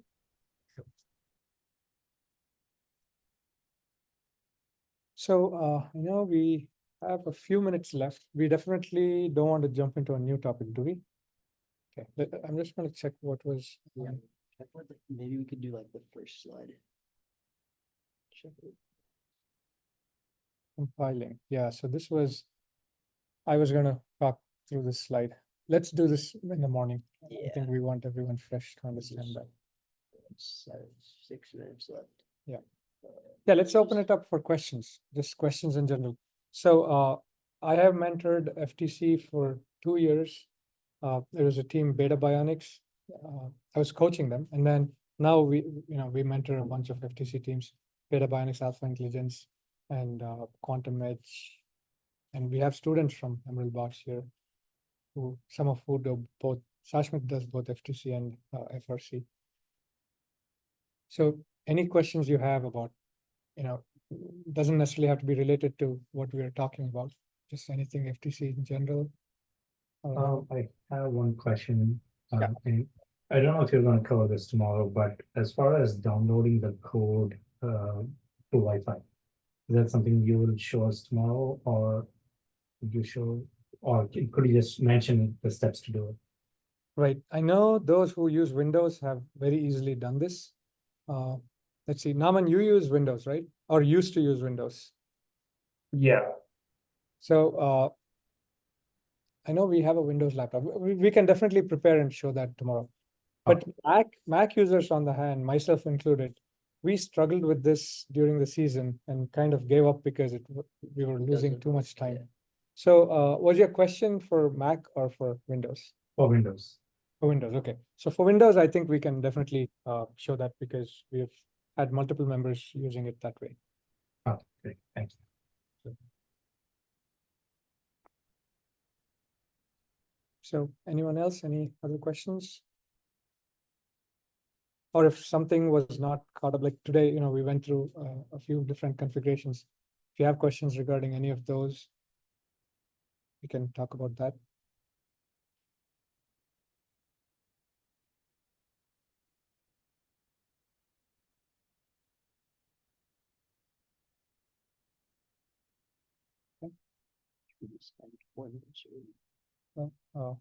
And again, this may be something we may cover tomorrow, but I just wanted to ask regarding while coding, if there are certain things that might add to either the processing time or the battery usage and so on. Is there some things to watch out for? Don't do this kind of a thing. Sure. We'll probably talk about tomorrow. Yeah, but There's is there, I for mean, just for battery now. usage and there's not really, as long as you're not like stalling your motors, there's really not really anything No, I that's- think they mean from the laptop, the battery usage, Oh, did, compiling and. Oh. No, from the battery usage that connects to the control hub and the expansion hub. Oh, So, on the robot itself. Oh, okay. Yeah, because when the code is running, if it's unnecessarily doing things, or maybe we are using threads and it's trying to hog some of the resources, are there any practices which are must follow? Yeah, I think they do plan to talk about some of yeah, the. we can talk about. So one thing you mentioned threads. So a lot of people say you shouldn't really use threads, like for FTC coding, but we've done it many times in the past and it's worked out really well. So using threads is completely fine. It's not going to do anything bad as long as you use it properly and manage your resources. But Yeah, I think that yeah. that's the key point, managing of resources. yeah. Because if the team is new to Java or has just learned multi-threading, it is easy to make mistakes by not closing resources in a thread and things like that. So if using multi-threading, definitely pay. I mean, even if you're not using multi-threading, you want to be managing the resources, closing any objects that you don't need anymore and things like that. Yeah. But as far as from a hardware perspective, like what you do with motors, I think like you're saying stalling and. Yeah, so like from a hardware perspective, as long as you're not like basically moving your motors like the wrong way. So like let's say you have a mechanism like an arm. So as long as you're not let's say your arm is like down, like touching some part of your robot, as long as you're not like trying to make your motors like move the arm like where it can't go, it's not really gonna waste any battery, or there's not gonna be any issues like that necessarily. Okay. But if you have any specific scenarios in mind, you can let us know. But we can definitely look into what we'll talk to the other team members and see if there's any things that we want to discuss specifically from a battery management perspective. But Okay. yes, and anyone else who wants to leave, yes, please go ahead and we'll talk to you tomorrow at 10 o'clock Pacific time. Same link will work for tomorrow. Yeah, the only reason I asked the question is like we haven't done as much, but when we tried, the battery went out very quickly. So I don't know if we are doing inherently something wrong or. So one thing is we definitely don't reuse the batteries for too long. We've seen that. So after one season, we basically make those batteries more like outreach batteries, because Okay. the ability to hold charge and be fully efficient, we've seen that it's really one good season.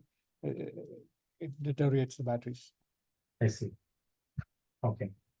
Got it. That's a good tip. Thank you. Sure. Okay, we're still open for a few minutes for questions. So if you have questions, please continue. And otherwise, if you want to leave, that's fine.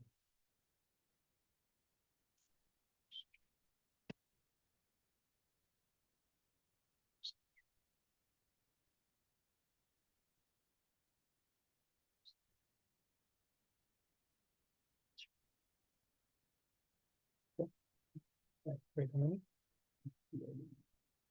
Yeah, since nobody's saying anything, I'll just say thank you so much for spending the time and going through this in detail. It was very useful.